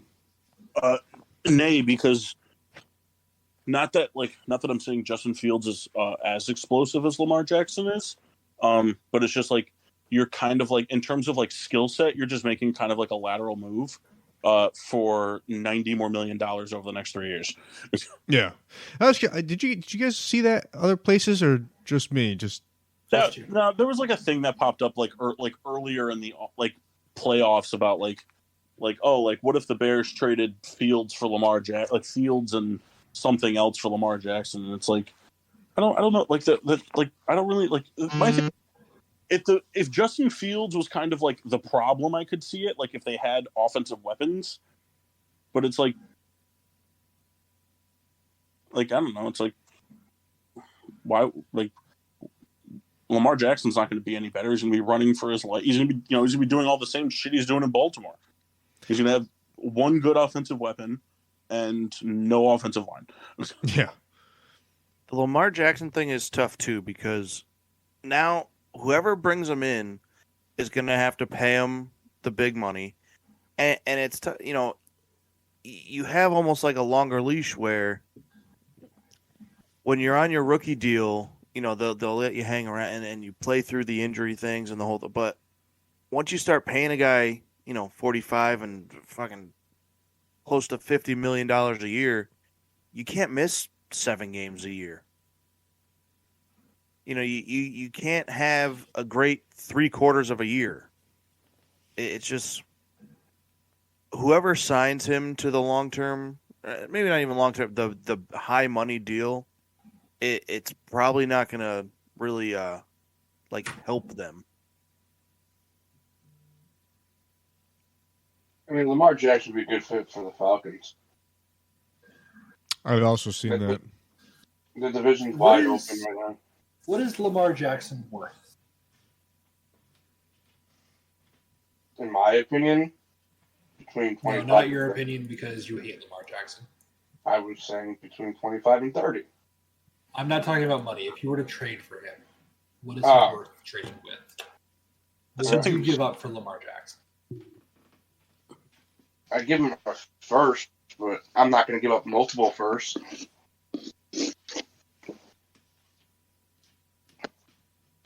I think that's fair.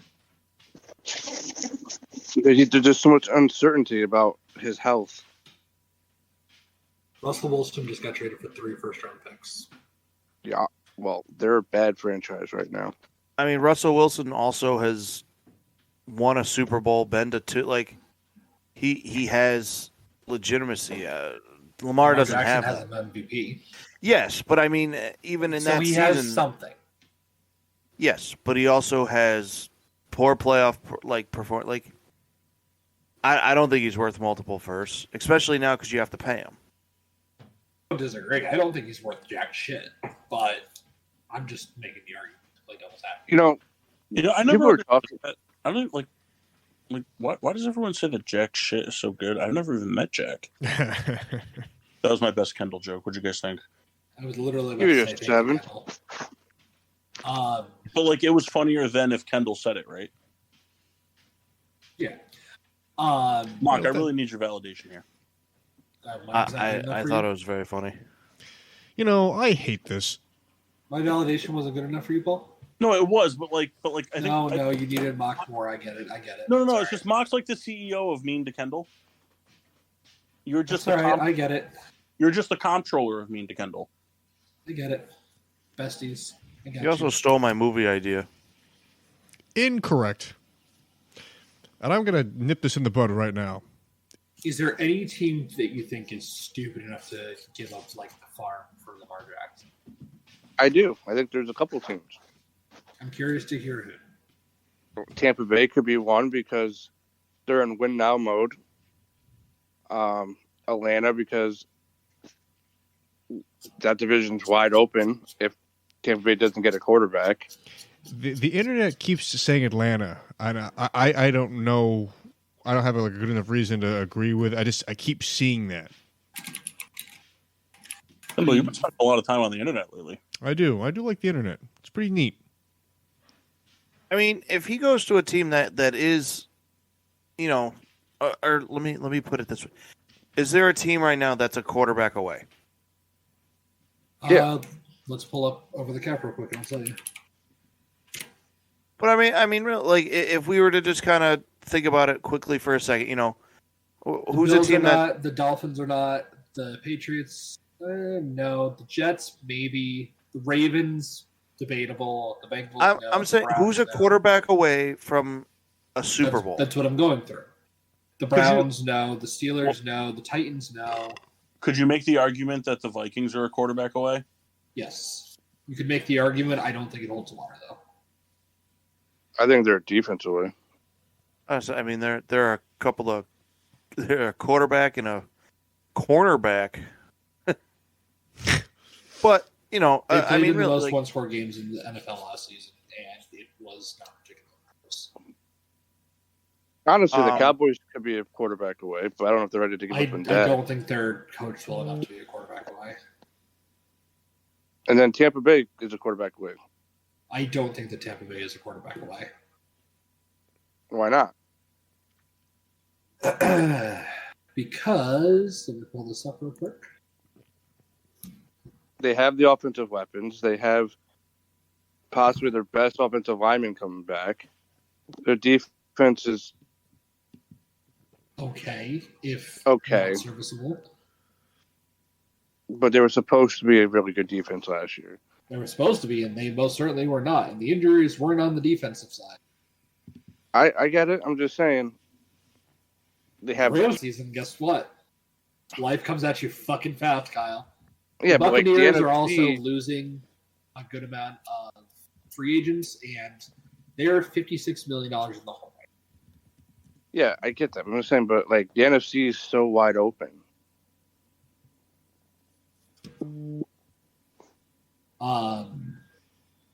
I don't think that they're a quarterback away. I think that they would be in contention for the playoffs. I don't think they're a quarterback away. Colts are not a quarterback away. Jacksonville is not a quarterback away. Texans are not a quarterback away. Broncos are debatable. If they had serviceable quarterback play, I'm curious to see what would have happened. Kansas City just won the Super Bowl.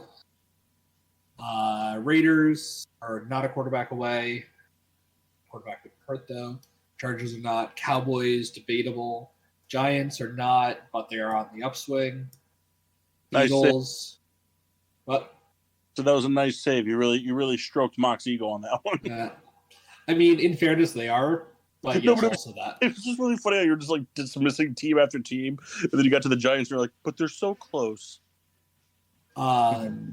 Eagles were just in the Super Bowl. Commanders could use a quarterback, but they're not a quarterback away. Vikings, yes. Green Bay Packers, no. Detroit Lions, no. Chicago Bears, no, but they're on the upswing. Atlanta Falcons, no.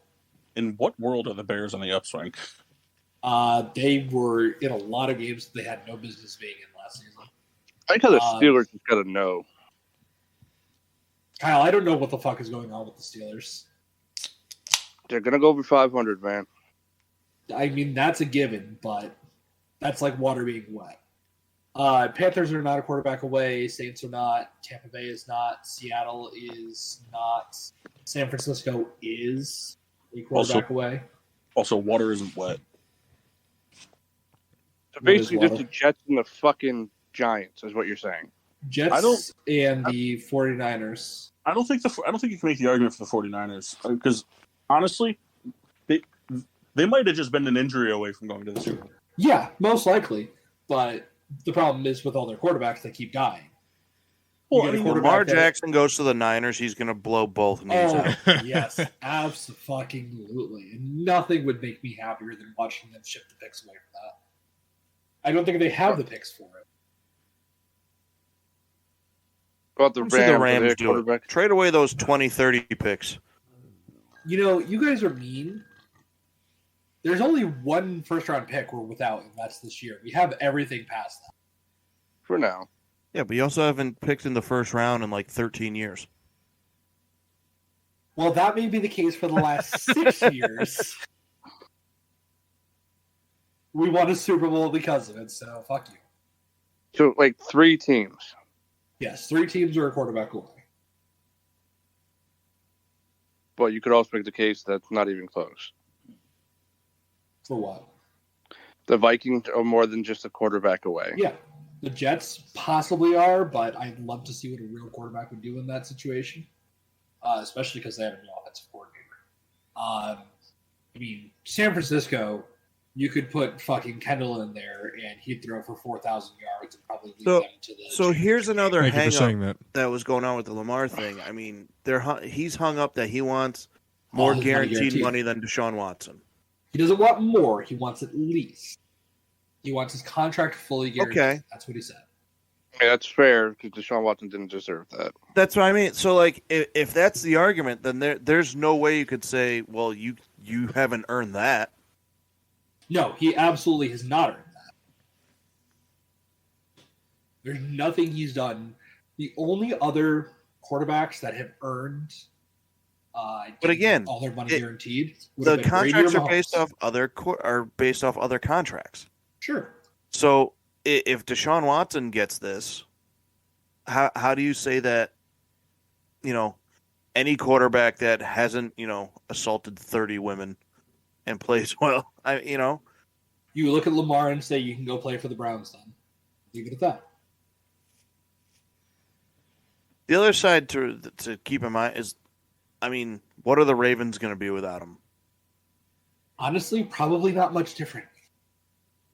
The last couple of years, he's great in some games, and he fucking disappears in a lot of them. Nobody talks about that, but he disappears in a lot of games. But the games he doesn't play, Taylor Hunt, whatever the hell his name is, he gives him a good game and then is bad. So right. What is this team without him? Again, Are you looking at the different? Ravens haven't won a playoff game since Lamar's been there.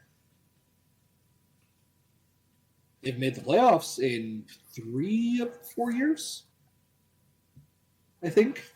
Mm-hmm. But they haven't won a single game. So, I mean, you're going to have less to build around him with.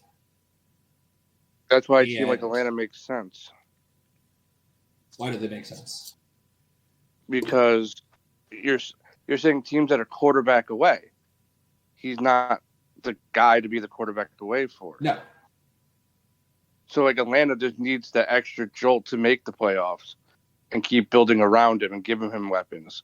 But something that he's never had. Ritter did fine last year towards the end of the season. Yes, but I think they're willing to get somebody better than Ritter if they could. Ritter, 4 games, threw for 700 yards and a couple touchdowns. Mm-hmm. With the weapons that Atlanta has, which is Drake London and remind me who else? They have 2 good running backs. They have Name them. Tyler Aguilar and Cordell Patterson. Okay. Kyle Pitts, who could be really good with Lamar Jackson Who because fucking disappeared last season. he was hurt, but also didn't have the quarterback to throw him the football. He had a broken Matt Ryan throwing him the football the year before. And that didn't I mean, there is something to be said. I mean, Lamar likes tight ends. He had fucking He Marcus does like tight Mariota. ends. Yeah, but hasn't Kyle Pitts scored like 1 touchdown in 2 years? Because he's had Matt Ryan and Marcus Mariota. Yeah, but he's an offensive player. I mean, like Yeah, so I'm saying you need a quarterback to get you the football. Yeah, We've seen what happened with. right, but he's So, touted Kyle, he's so let me touted ask and you this crowned question, as his Kyle. top tight end. Just kind of yet to be seen. Let me ask you this question, Kyle. Yeah, Would you rather give away all the picks that it's going to require to get Lamar Jackson, plus all the cap space, or would you rather build the talent and get a different quarterback in the draft? if I'm a team like Atlanta who's been trying to build a talent but can't do it, and They've just also been trying for 2 or 3 years. they've been trying a lot longer. They were trying to get younger with Matt Ryan, and it didn't work. Kyle, they made it to the Super Bowl, Yeah, and they lost. but they made it to the Super Bowl, so it worked. Yeah, right after that, I'm talking about from 2018 to now, they've been trying to like retool it, and it hasn't worked. In fairness, they blew that shit up. Yeah, that's fine. And they didn't now- blow it up until... Now they have a window. Now they see a window opening because you have the Buccaneers, who were without a quarterback, and are in a tight money situation, right? They have Carolina, who's pretty fucking terrible. I'm not going to disagree with you that the NFC South is wide open, but please do not try and tell me that you think that they can compete with the likes of the Eagles or That's the not what I'm Cowboys. saying. Okay, Not what Kyle, I'm saying. please go ahead. You're saying that they have a chance in the NFC South, right? I'm saying if you get Lamar Jackson, right, that gives you a chance at the fucking division, right? Great, you can win the division. I'm Yes. not disagreeing with you there. I'm talking about year 1. I'm not disagreeing with you. Yes, and then you keep, and yes, you have to give up all your draft cap, but then they could bring other people in because they can. But they can't because they're going to give. They're not $50 paying million. anybody. They're going to pay Lamar. That's it. Who else are they paying? Well, I mean, Kyle so Pitts is going to be off of his Argument- contract pretty soon. But if you're going to go off of the basis of like you're paying Lamar, then Lamar just doesn't have any like there's no place for Lamar. Somebody has to pay him. Like Lamar's not just gonna go Teams that are a quarterback away. But Lamar's not going to go to it. But a team that's a quarterback away isn't going to have the money for Lamar. You named 3 teams. You named the 49ers who have Brock Purdy. They're not going to use them. The 49ers are not going to go after Lamar Jackson. I don't disagree. I just said You they named the were a Minnesota quarterback away. Vikings. Minnesota Vikings are way more than a quarterback away. Because right now they're talking about trading Dalvin Cook. So it looks like they're That'd be trying to very blow fun. their shit up. I've seen the Eagles in on them. Like, right? So they're going to be more than a quarterback away. All right, so the Jets are way more than a quarterback away. So just for your hypothetical, Kyle, I will play your game with you. Just for the hypothetical. You want the Falcons to trade for Lamar. And how much is Deshaun making a year? $60 million right now? It's like 54, 55, maybe 58. I can't remember, but it's some stupid high number, right? I can double check if nobody knows. It's in the 50s. Yeah. Okay. Lamar is going to want at least $50 million a year. Am I wrong? No. Atlanta has $55 million in cap space. Yeah. That's fine. That's But without re-signing their starting left tackle. That's without. Oh, hold on. Give me a second. Here's free agency. I'm sorry.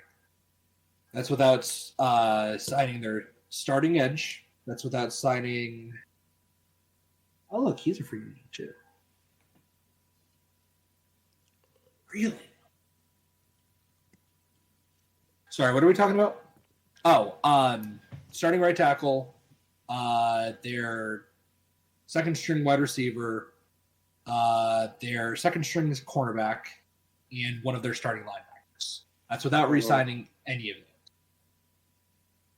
And that's without restructuring a lot of people as well. Sure, that's without restructuring, Kyle. I will give you that. Let's say that they free up another 25. Let's say they free up 20 more. How they pay Lamar Jackson. Because it could be towards the back end of his contract where he gets a lot of his money. There's ways around getting money. I don't disagree, but I don't think that once you give him that money, you're going to be able to do anything to really build around him to take the division. Other teams like the Panthers will draft a quarterback or bring one in free agency and already have pieces and draft pieces that they can use to start building up from there. We're going to have rookies. How many times have we seen teams keep drafting young quarterbacks and keep missing? The Panthers have drafted young quarterbacks a bunch of times and so try to sign quarterbacks that are unproven and it hasn't worked. Why not get yourself a proven quarterback that you know can play a little bit? But he's not the guy to bring you over the top. You're the one who said that. So then who is going to sign Lamar Jackson? Because I mean, it sounds like that was my question at the start of this. Who is actually going to trade Baltimore. for him and pay for it? It'll be Baltimore. It most likely will be Baltimore. I don't think that they bite because I don't think anybody wants to trade for him. so Lamar Jackson's just going to end up not playing football anymore? I think some teams will offer him maybe 2 years, $100 million guaranteed or something like that. It'll be something stupid by the time he becomes a free agent. But some team will do it. Then they'll realize he's not worth it, and then he'll be out because he wouldn't take a realistic deal.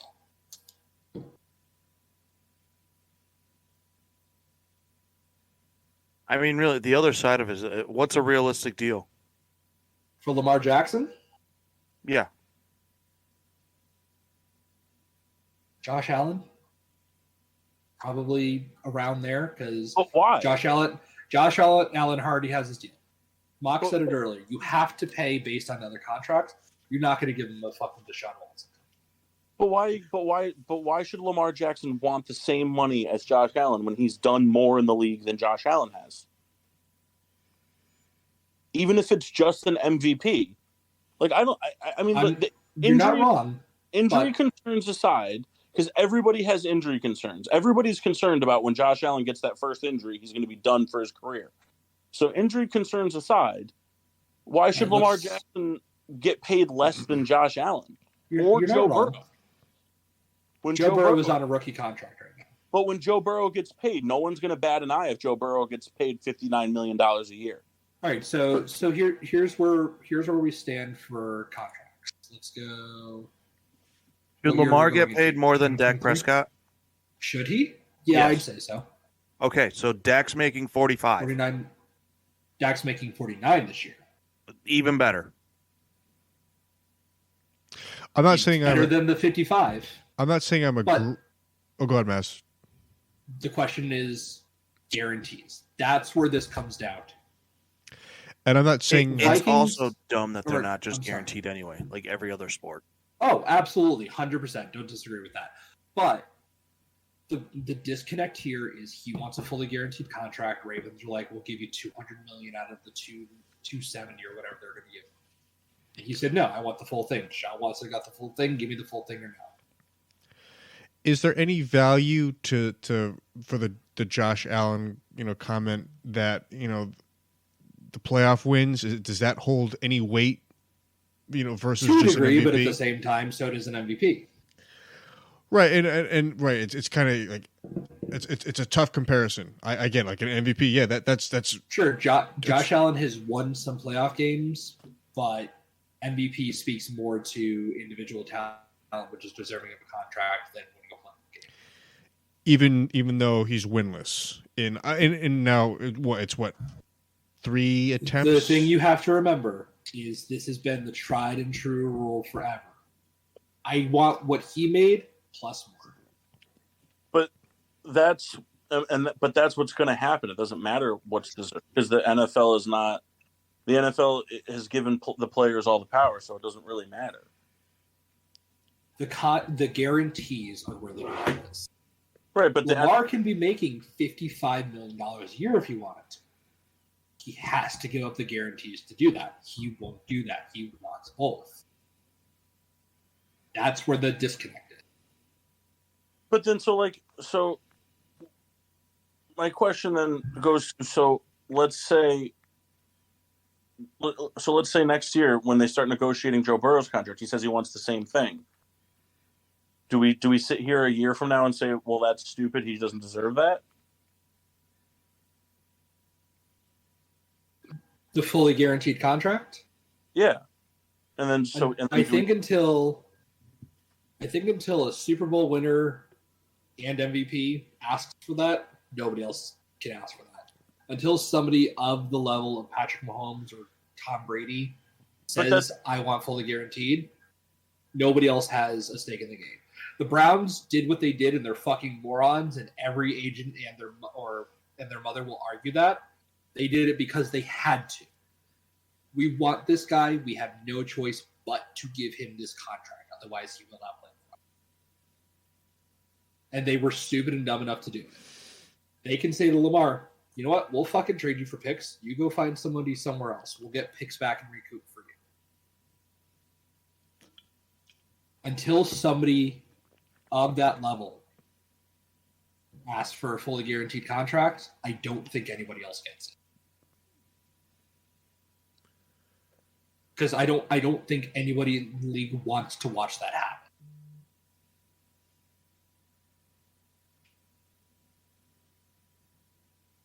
I don't know. I personally, I think Baltimore's gonna give it to him. If I, honestly, and the other side, if I'm Lamar Jackson, I wait till Daniel Jones signs or whatever happens. That. You wait until Jalen Hurts signs because that's gonna be even more. Yeah. I mean, Well, that's what I mean. Like, I wait till those guys kind of see what happens. But oh yeah, 100%. I think Baltimore's going to give them the deal. I do, and I think that they're stupid for doing it. I think you're gonna see all these quarterbacks are gonna get this. It's even crazy. Aaron Rodgers, being Aaron Rodgers, didn't ask for a fully guaranteed contract. Patrick Mahomes didn't ask for a fully guaranteed contract because they know it's never going to fucking happen. Also, the Saints would be a good team for him too. For Lamar? Yeah. Seeing the Saints, sure, I could see that happening. Is there a real reason? Like, how did it always work out where football contracts aren't guaranteed? It's so dumb. Because of the collective bargaining agreement. It's just so dumb. It's so dumb. Players give up all their power because they want to make sure that they Which can is do drugs or... Which is hilarious because NFL players have all the power. Nobody else has any power. The NFL and the NBA are the two sports that... I was going to say, the NBA has a lot of fucking power. The NBA and the NFL have given up all ownership and league power to the players. LeBron James has more say over what happens in the NBA than Adam Silver. 100%. If Patrick Mahomes wanted to be a dick, he'd have more pull in the NFL than Roger Goodell would ever have. So the biggest issues that a lot of people still Rodgers has controlled a historic franchise for 5 years. Mhm. Controlled a historic franchise for 5 years. The players in the NFL and the NBA run the show. The fact that the good NFL, enough, sure. the fact that the NFL doesn't have fully guaranteed contracts is the dumbest thing in the world. Absolutely. It doesn't make any sense. It makes no sense at all. It's so stupid. Especially because it's probably the sport you're most likely to get injured playing, isn't it? But it's not even like about that. It's just it makes no sense why the contracts are the way that they are in the NFL. It makes zero sense. Because the players are morons. The only thing I can think of is that at some point in time they said, because the way football is, so physical and guys is that like, all right, if you sign, the Mahomes 10-year deal and get hurt in year one, the teams can't pay. But it's a risk. I mean, it's the same in baseball. I mean, I guess it's less likely you have like a career ender, but in baseball, you get guy gets hurt, you pay him. I mean, it's just how it is. I don't see how they ever got away with that. Because the players are idiots when it comes to the CBA. They worry about the wrong stuff.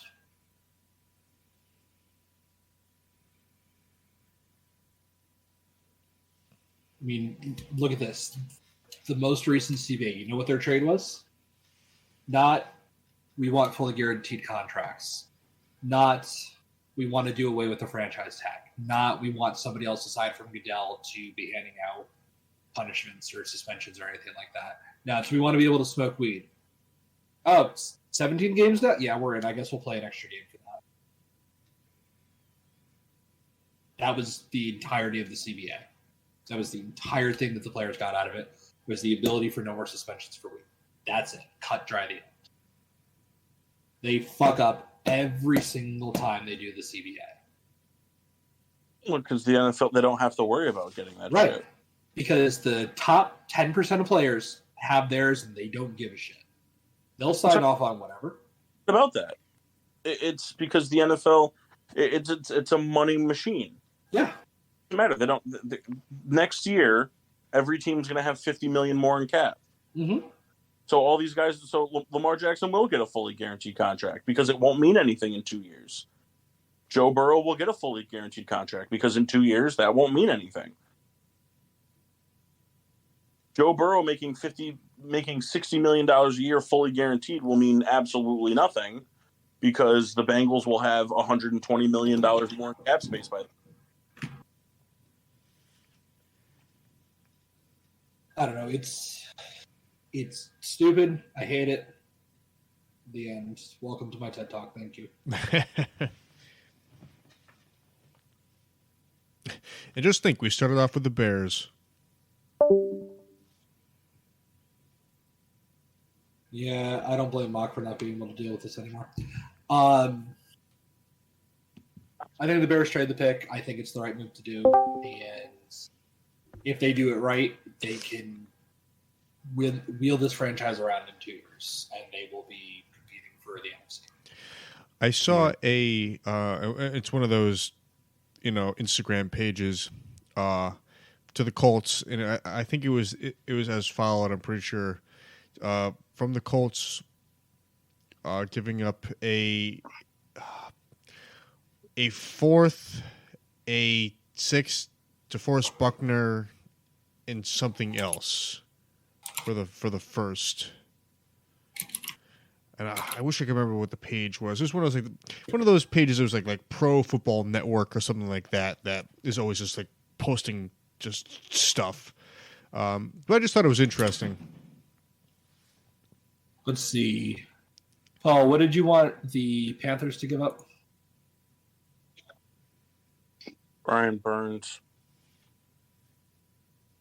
And that was a trade I saw kind of floated around. I don't hate that trade. I mean, that's what the Bears should do. They have all the cap space in the world. They do. They need established veterans. They don't need fucking more young talent. They've got plenty of young talent. They need established players, and they need to spend their money smartly. So I don't disagree. So trade your fucking pick, get the fucking 4th pick overall, and then get somebody, pay them, and have them for 5 years. I don't disagree. And again, I'm going to get homerism for this, but looking at Rams for an example, when Sean McVay first came to town, first thing they did was get an established veteran left tackle and Andrew Whitworth. They got a decent receiver who was a leadership guy in Robert Woods. Started to try and build the culture there. They did it with a couple other players too, unsung guys that don't really get talked about anymore. John Sullivan was the center for a little while. Kayvon Webster from the Broncos, who was a cornerback for a little while, opposite of Marcus Peters and Akeem Talib. But it was about bringing, like Paul said, established veterans that are going to change the culture. You can do that and land on your picks, you're going to be doing pretty good. I think that there's opportunities for other things to do with the pick aside from going to get Burns. And if that were to happen, I wouldn't hate it. Like, do what? So give me a second. I just had this up and I closed it out. I would be perfectly content with trading the 1st pick for the Panthers' 9th pick and Brent Burns, and then whatever else needs to be done to make it fair, and then turning around and trading that 9th pick for another veteran player, and not even drafting somebody in the 1st round. I'd rather you trade that 9th pick, trade down again, and accumulate more picks. Because you want your roster to be top heavy. You don't have to worry about the draft and trading for established players. There are plenty of players on the free agent market right now that you can go get that will fill those roles. I'd be more about establishing a young core. They have a young core. But even more, you want kids that are. But how much? Yeah, their four best defensive players right now are all on their rookie deals. Darnell Mooney, David Montgomery, Tevin Jenkins, and Justin Fields, all under 25 years old. I mean, the core of their team, the entire existence of their team is under 27 years old. I don't disagree. Being the youngest team is not that bad. But I don't want them to get younger. They need leadership. They don't have leadership. You can get leadership while still having a core that's going to be good on salary for a while. That's how you continue to build contenders, is by creating an established core that you can keep replenishing through the draft while refilling like immediate needs and holes through free agency. Now Bears can't fill their holes through free agency. You're not going to fill all your holes this year, but you can get leadership positions. Like, I know you don't need a safety right now, but Jesse Bates would be a fantastic addition for a leadership role. Great safety, great on the defense. That'd be fantastic. Javon Hargrave from the Philadelphia Eagles is a free agent. That would be a great addition to your line. Levante David from the Tampa Bay Buccaneers is a free agent. That would be great slotting into there. You can go out and get your offensive tackle for the future in Orlando Brown Jr. in free agency. Fantastic. You're set on that line. There's your Andrew Whitworth. There's a bunch you can do in free agency, and you can kind of pick and choose, and that way, because you know what you're getting with these guys. You know that this guy is going to has a higher chance of being good than the draft. I won't say guarantee, because we've seen plenty of free agents fall through. But you have an idea of what you're getting in this guy at an NFL level, rather than saying, you know, this guy looks like a sure thing, but it may fall through. At least you know this guy's a leader in the locker room. You know what you're going to get in those. That's how you're going to build your culture and your nucleus, but then you want to build the stuff around that through the draft. You have the money to go fucking crazy in free agency and go boom, boom, boom, boom, boom. We've picked 5 great spots to be. Now let's build a young core around that.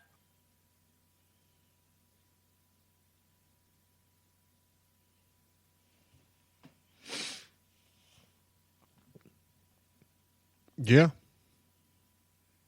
Thank you for coming to my TED Talk. We're going to disagree on this one.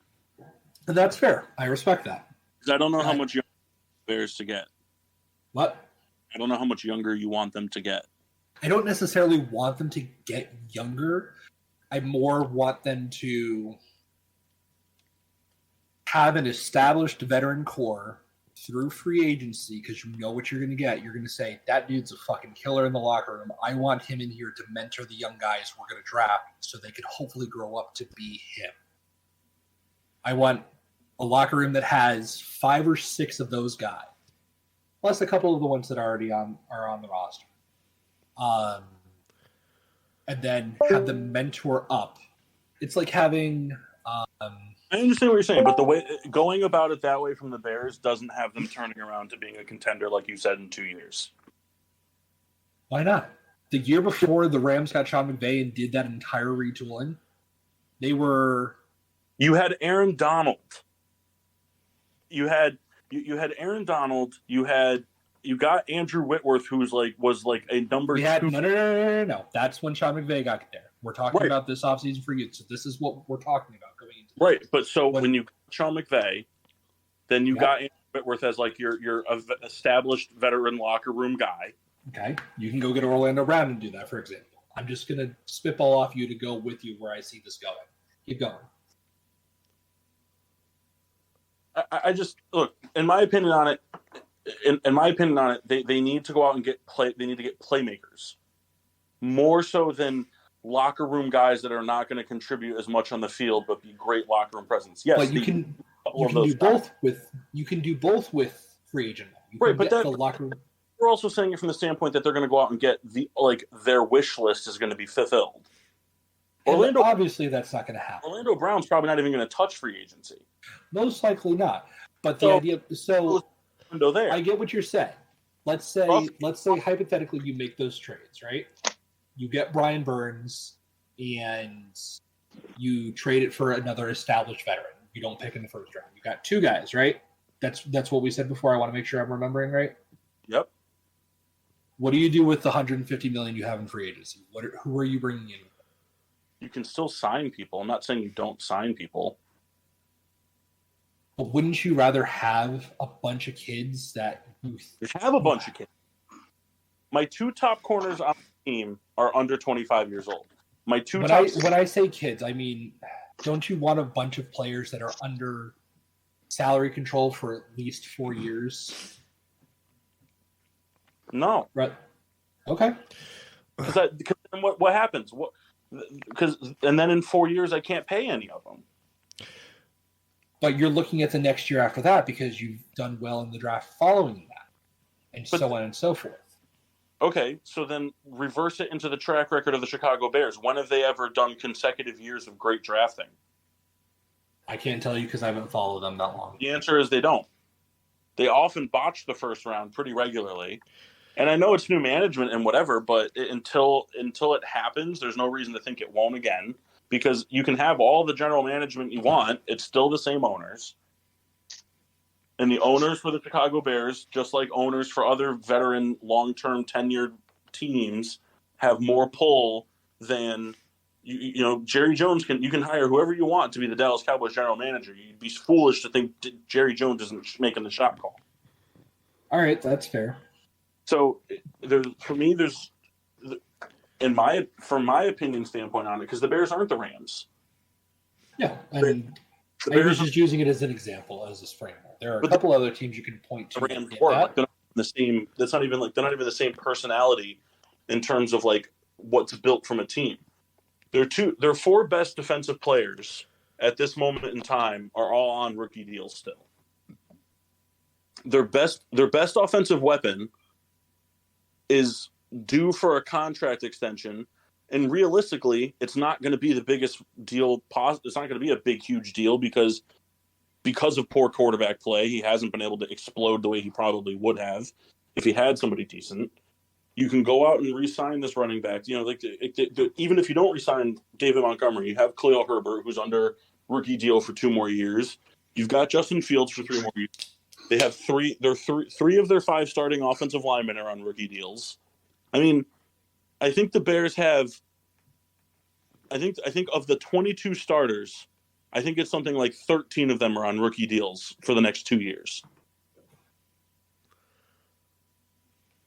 Now name me one veteran person on the team that has any pull, any statistical impact, any locker room impact at all. I can't, but you're talking about acquiring them from another team. Whether that's in free agency or via trade, does it make a difference? No.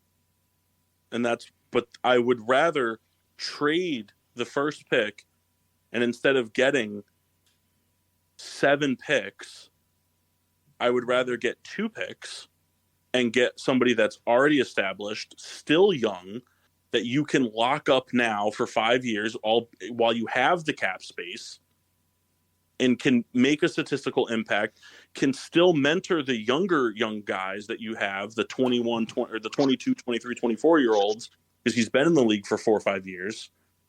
You keep him around for 5 more years, and he still fits he fits into with the youth thing, but he's established and you know what you're getting. Now, Paul, I have a question for that. Now, this is a guy I've seen kind of in, like, this is the internet, of course, but kind of fitting that mold a little bit is T. Higgins. Is that what you kind of have in mind? I mean, not a position need, perhaps, but something that kind of fits that description? It is a huge position need.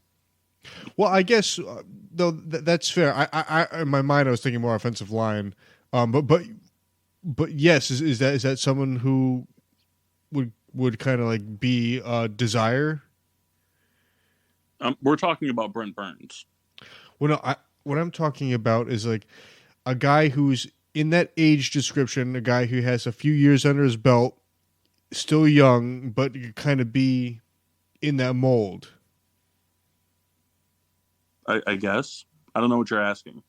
Because me and Massey are talking about Brian Burns. I'm talking about in general, not specifically. Well, that was my generality. Like, I mean, going off of like what your desire was and what kind of like what you think would be the best fit would be someone I've seen as someone that was a potentially kind of like someone would be like a Chicago bound person, but I didn't know what your thoughts were on it. I mean, yeah, that's fine. I'd like going out and getting like a T. Higgins and having him step in and be the number 2 guy, and have experience in the league and be able to kind of like mentor through like the Velus Jones and the Darnell Moody's. Like some guys like that are fine. Some other guys, but like. I just think that the Bears are so young right now that they need that push that like they need that push. They need like they do need the veteran leadership and mentoring in the locker room, but they also need it from somebody that's also going to go out and kind of be like this is how you fucking do it, not somebody that's like, yeah, I've been around the block. I can show you on film, but my best days are behind me. No, I totally agree. I was just curious, like, what that threshold was for you in your mind. I guess the one question that I have for Paul more than anything is, why not do it through free agency over the picks?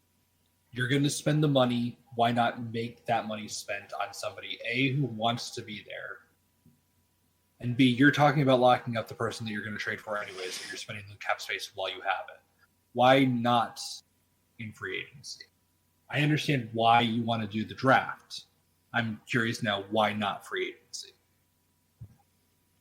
Because in particular, Brian Burns... Who would the Bears sign at Brian Burns' position that would be better than Brian Burns? But are you just talking defensive line right now?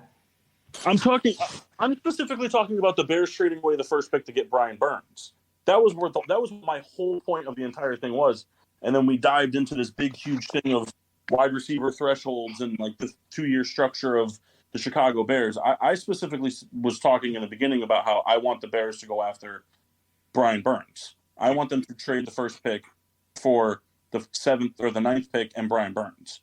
I would rather them get Brian Burns than try to get cute and acquire all these draft picks and fuck them up. So anyway, there's nobody in the free agent pool they're going to spend the money on that's better than Brian Burns at that position, which is the humongous need. There's like I said, they're going to spend that money anyway. I'd rather them spend it on somebody that's established, good, young enough that he can mesh with the core, but veteran enough that he can still guide the young players and be a leader on the defense. Can make an impact in the locker room, but more importantly on the field. And then use the cap space appropriately.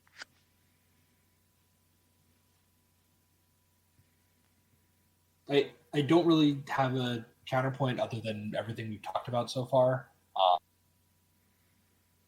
I get what you're saying.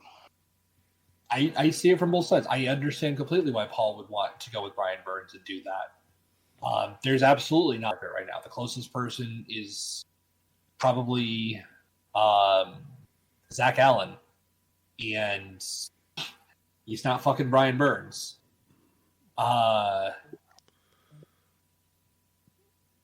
Just watching the last few years on specific teams on how they've gone about in doing it, that's the reason why I'm so invested. It happened with Jaguars. Now that they have good coaching, that actually paid off. Watched it happen with the Eagles, who got very lucky on their gamble for drafting a quarterback. But they also brought in very good, talented veterans. I get what you're saying. Exactly. But the point that I'm making is that the Bears have already started that. They have two young linemen that have been improving, one of which was outstanding all year long. And that was in the draft or free agency? That was in the draft. Okay, I'm fine with that. The teams that I was just talking about were free agents, building through free agency. But what I'm saying is you're talking about these teams going in and building it through the draft. The Bears have already started that. That part's already... No. Right? But they've also gone out and spent a lot of money getting premium positions. Right. I don't see different things.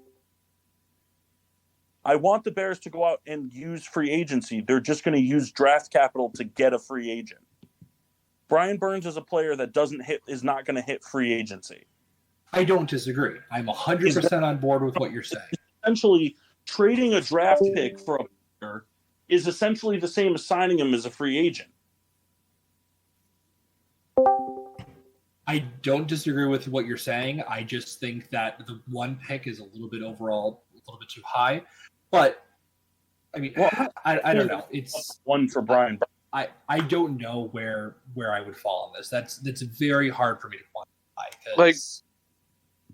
Like when the Steelers traded their first rounder for Minka Fitzpatrick, they got in this.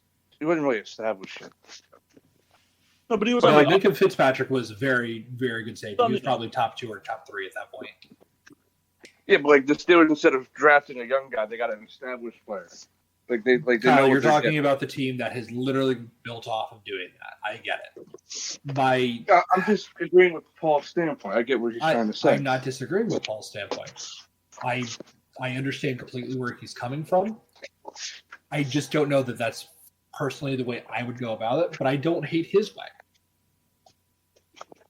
I think his way works fine. I was just trying to find the bridge where we were meeting more than I want Brian Burns. Buddy, everybody wants fucking Brian Burns. The Bears have done a decent job at acquiring young talent through the draft over the past 3 years. What they haven't been able to do is land a free agent that can make a difference in the past fucking 20 years. The last free agent or trade for a player that they made that made a legitimate impact was Julius Peppers. Did Jared Allen not make a legitimate impact? I didn't. Honestly, Allen was at the end of his career. He didn't. Okay. Brandon Marshall was a flash hand. I mean, the last person that they really was Julius Peppers. The Bears have not done free agency well.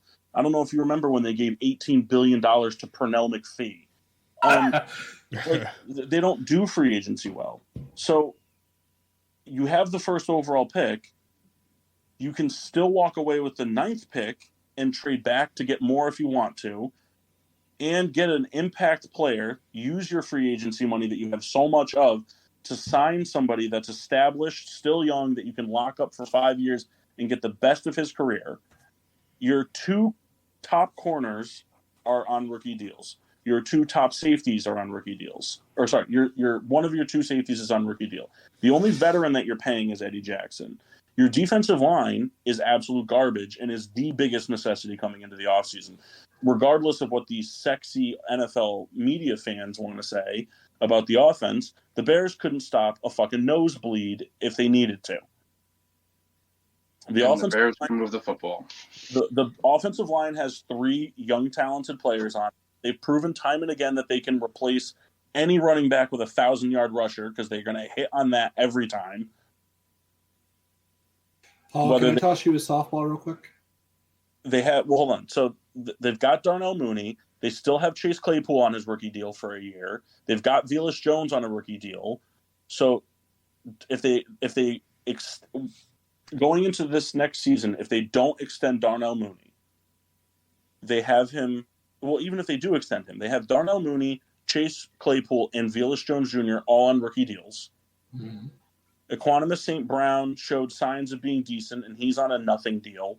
Mm-hmm. Cole Kmet is still on his rookie deal. He showed big improvements. Mm-hmm. Justin Fields' rookie deal.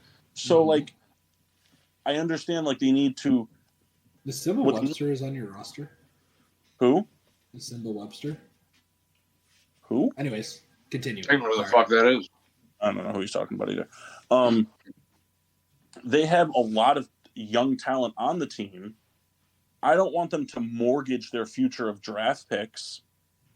I want them to keep having draft picks so that they can continue to replenish what they lose in the future. But for the next 2 years, while you still have all this young talent for no money, I would rather them go out and sign impactful on-the-field players that can give mentorship in the locker room versus signing a bunch of guys that are going to be leaders in the locker room but don't have what it takes to be the game changers on the field anymore. Because the Bears secondary has the ability to go out and make plays. They generated a ton of turnovers last year, and they probably would have generated more if they didn't have to cover for an average of 45 seconds per play. Hey, Paul. Just a strict hypothetical, because I agree with everything you just said. First, I don't disagree with any of it. I'm just curious to hear the answer to this question, and I have no ulterior motive behind it. I'm just curious where your headspace is at. Panthers say, fuck you, we're not giving you Brian Burns even if you gave us 3 straight number 1 overall picks. What do you do with that first overall pick? Go get Darius Leonard. I mean, Darius Leonard that didn't play at all last year? I mean, he's still established. He still fits the bill. Anyways. Paul, what would you do? I'm just very curious where your headspace is at on that. If I can't get what I'm looking for, then I have to take the next best thing. Which is either a free agent or in the draft. What are you looking for? Or trading for a different player. Is there a different player that you would look to trade for at that point? Or would you try and get it through free agency or the draft? Just trying to understand where you're going. I'd have to look at the roster, who would be available for sale. I mean, I'm going to say that Brian Burns isn't available for sale because they turned down 4 offers for him last season.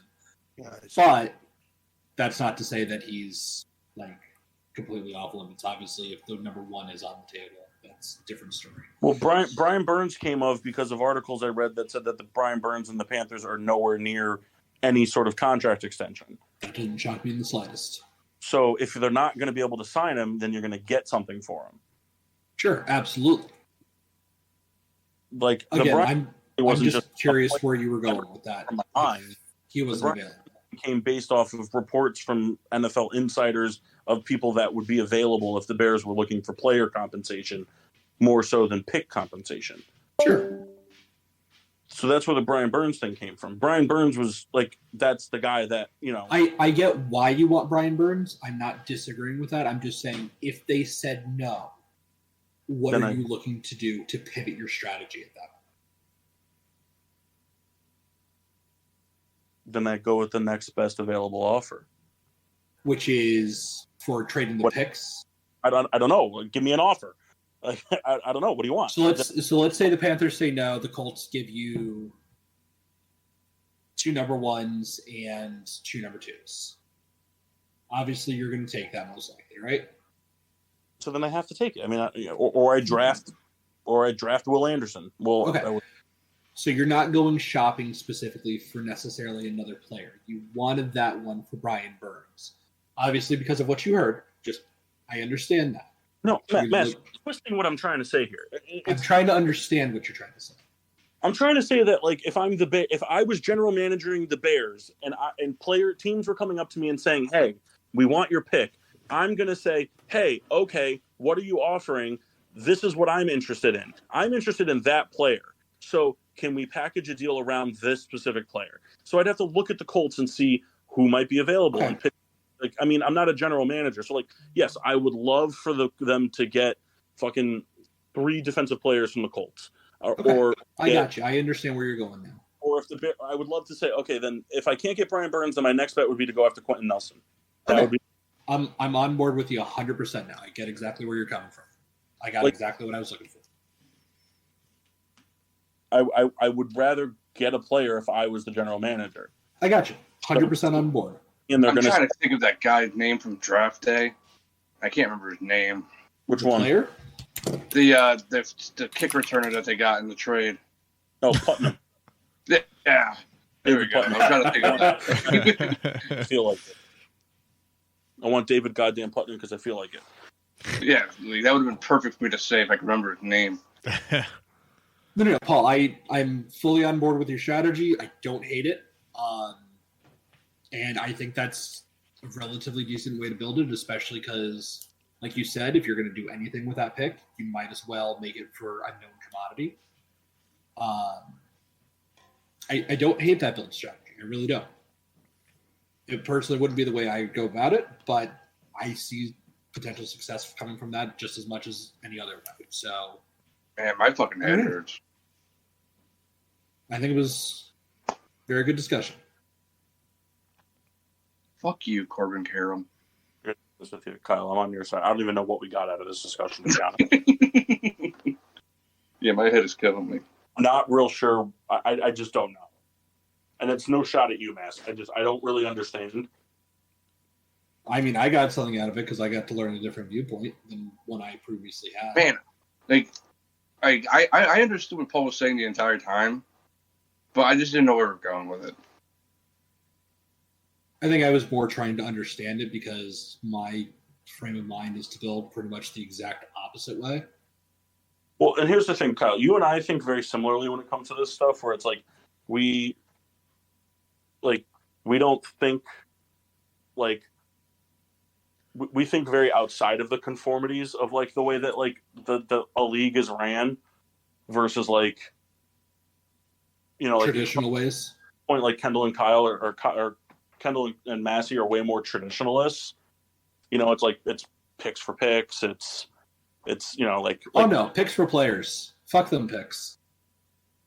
But like Kyle, you and I discuss it all the time. Like when we talk about like basketball, like why are so many second round picks flown around when they have zero value? Even I know that. But it's just like, but it's the same thing with like the NFL. Like it just makes no sense to me. It's just who is it that has like 13 second round picks right now? Is it OKC? It's like all of them. There were a lot of second round picks traded during this trade. And honestly, OKC has a lot of first round picks. And I know they have a lot of first, but there's one team that has like 18 second round picks. Phoenix. Is it Phoenix? No. The Nets. The Nets. They traded Jay Crowder. I think he was part of that trade. But like Kyle, you see the frustration. Like we talk about all the time. Like with the NFL, it's like, oh hey, what did the Steelers do today on the third day of the draft? Like, oh, they traded up in the 6th round. What did they do? Oh, they traded their 6th round pick and next year's 7th round pick, and then the 7th round pick the year after that. And it's like, oh, so they basically just said, hey, can we have your pick? And they said yes. Yeah, pretty much. what it is. Like at that point is priority free agents. That's all that is. Like to me, anything past the 6th round, priority free agents. To me, I think like Kyle, I think you and I think the same way in this, and it's just that like the uncertainty of players coming out of the draft versus someone who's played 4 years, it's not worth it. Well, That's I'm why I not was saying the whole disagreeing with Lamar you. thing. I'm not Right. disagreeing with you on that aspect of it. Again, look at my fucking team. We don't draft in the 1st round. We traded for those players. And now the Piper is playing. Yeah, But that's a fucking Super Bowl. But that's exactly. I get it. You guys, we did the pre-Sean McVay thing that you guys did. Like you got your Aaron Donald and you got your, like whether or not all those guys are still there, but you got your Aaron Donald, your Chris Long, your Michael Brockers, your Jared Goff who, went to the Super Bowl, whatever, your Todd Gurley, like all these players that made an impact over a certain amount of time. And the then thing that I felt that the Bears are missing though is that core leadership. I understand you want Burns for that.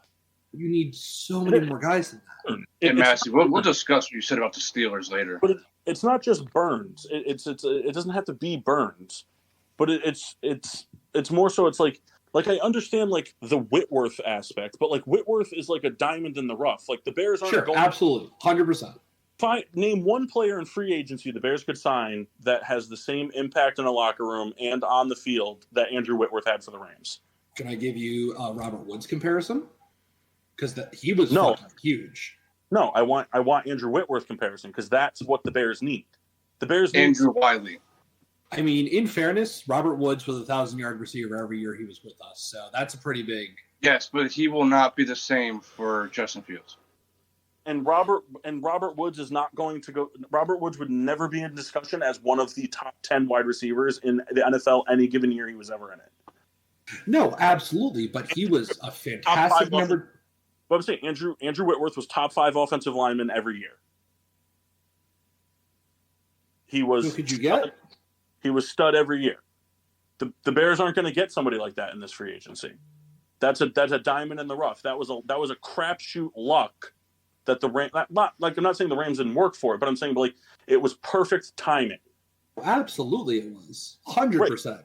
You guys did your young core thing. You brought in your coach, and then everything else you did from there was via free agency and trading draft picks. And then you kept the influx of like the young core, and some of them hit and some of them didn't. But like Leonard Floyd, a free agency signing. The Jalen Ramsey, you gave up picks. That's what I want the Bears to do. Go get Jalen Ramsey. Go find Andrew Whitworth. I don't care if you have to sign him in free agency or give up a first-round draft pick to find the guy. Andrew Whitworth's tenure with the Rams was worth more than the number 1 overall pick in any draft. I would agree. So if the Bears have the option to get an Andrew Whitworth caliber player on and off the field for their franchise for the number 1 overall pick, I would rather them do that than trade for more draft capital. He's not quite on Andrew Whitworth's level, but there are a couple of tackles out there, for example, that you could do. Isaiah Wynn. An offensive lineman. Like, it can be any position. Any position. Jared Allen was that guy for the Vikings. You know what I mean? Like, Julius Peppers was that guy for the Panthers. Like, teams, like, the Bears haven't had that player since Brian Urlacher. But, like, right. But those players, like, they don't fall into your lap. Franchises go years without having one of those. And then you have franchises like the Steelers who have one every year. When in between, in between, like, because, like, Kyle, I think it'd be fair to say, like, Ben Roethlisberger was never, like, that guy. Like, he was never the on-the-field, off-the-field, like, veteran leader, like, rah-rah type guy. But, like, Hines Ward and Troy Polamalu were those guys. Yeah, Cam Hayward's that guy now. Right. So when you lost Troy Polamalu, Cam Hayward was there. And Cam Hayward on and off the field. Correct. And now that Cam Hayward's getting to the end of it, it's TJ Watt. Correct. And then, so like the Steelers kind of always have that. The Bears don't always have. There are, the Packers always find it. The Packers always find somebody on the defensive side of the ball to be that guy, and then they let Aaron Rodgers do whatever. It's the same. Flip the script. Andrew Whitworth and Robert Woods were that guy, and then Aaron Donald was just the guy on the other side of the ball that was just going to go out and be a fucking juggernaut stat guy. Not saying he wasn't a good member of the team or whatever, but like he wasn't the rah-rah guy. Right. Exactly. Like the Bears need to if the Bears can get an Andrew Whitworth at the cost of the first overall pick, it's worth it. In my opinion, it's worth it.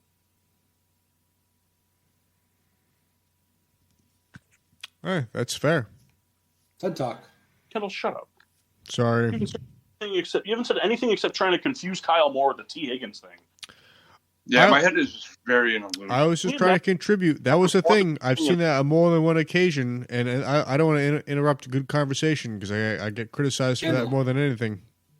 Kendall, you drunk? Not yet. You're getting there. Not yet. You start stuttering when you're getting there, bud. You're getting there. Did they cancel work for you tomorrow? Not yet. Mine got canceled. So you're really just putting all your eggs in one basket and hoping they do? No, I'm going to work tomorrow. I just don't care. I mean, my car's already completely covered. Is it? Is it snowing? It's snowing. I don't know if it's snowing where you are, Mass, but it's snowing here. You guys want to go play disc golf tomorrow? I am off. Yeah, but I'm not driving to Bristol to get him. That's fair. Kyle, Uber to Loughbury. Why don't we just play at Page?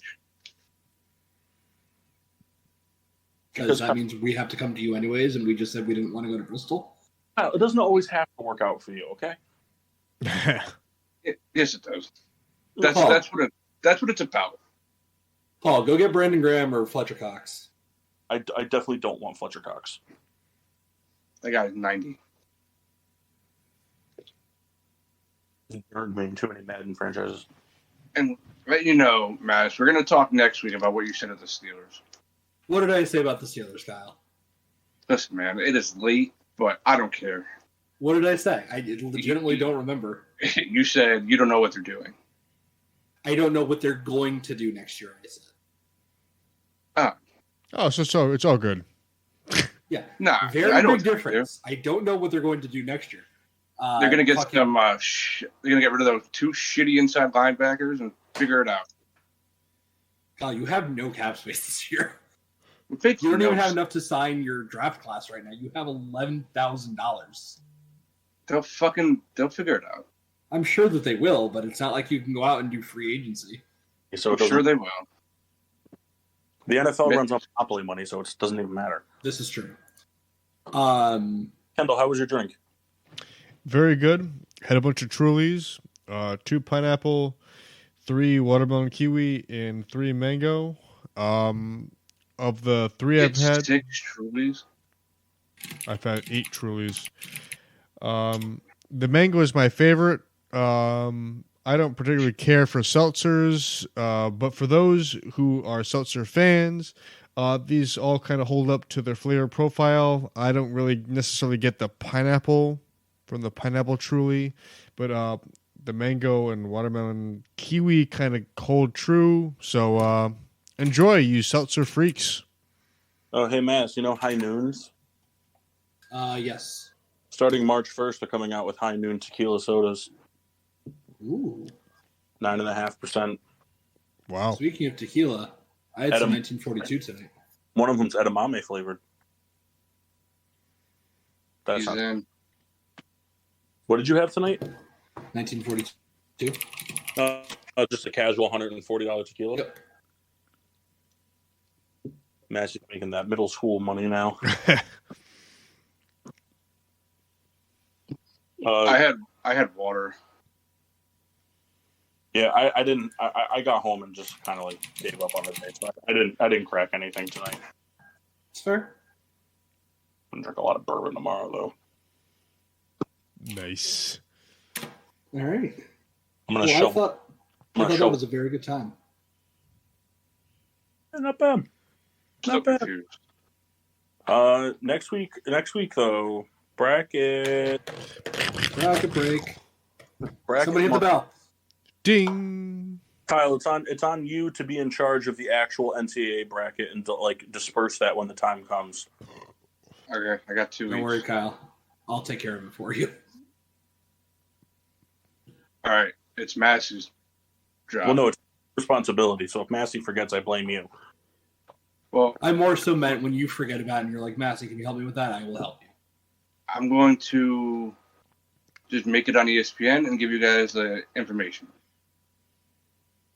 Good enough. I got Northwestern in the Sweet 16. They might. This fucking year is wild, man. The Northwestern's the real deal, Kyle. Fucking I don't know what we're gonna do with brackets next week, but we'll figure it out. We're gonna do March Madness. Way too early March Madness. Yeah. Okay, Kendall, Yes, sir. where can they find us?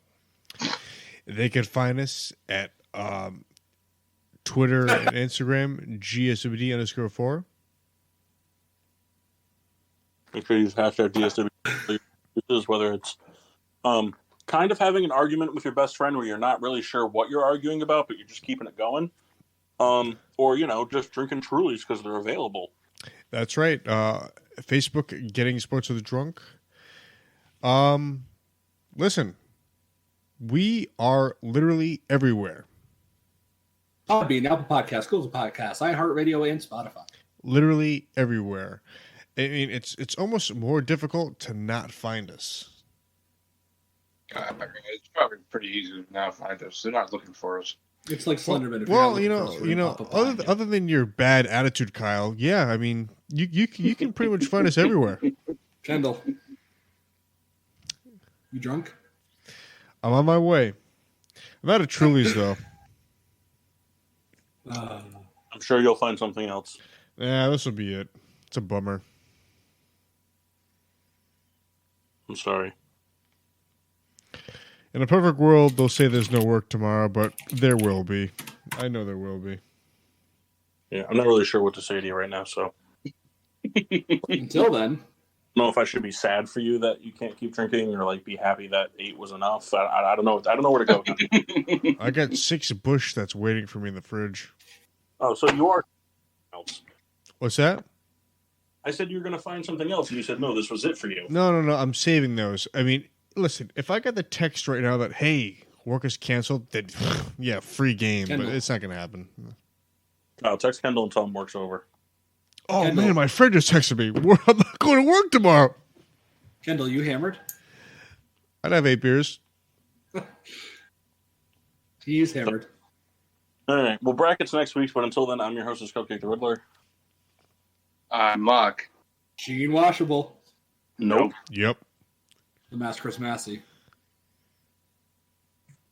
Kyle Souls. And the... Kendall just forgot about himself. No, I thought Kyle was going to go the second time. And the Red Baron. Yeah. Yeah. Pizza.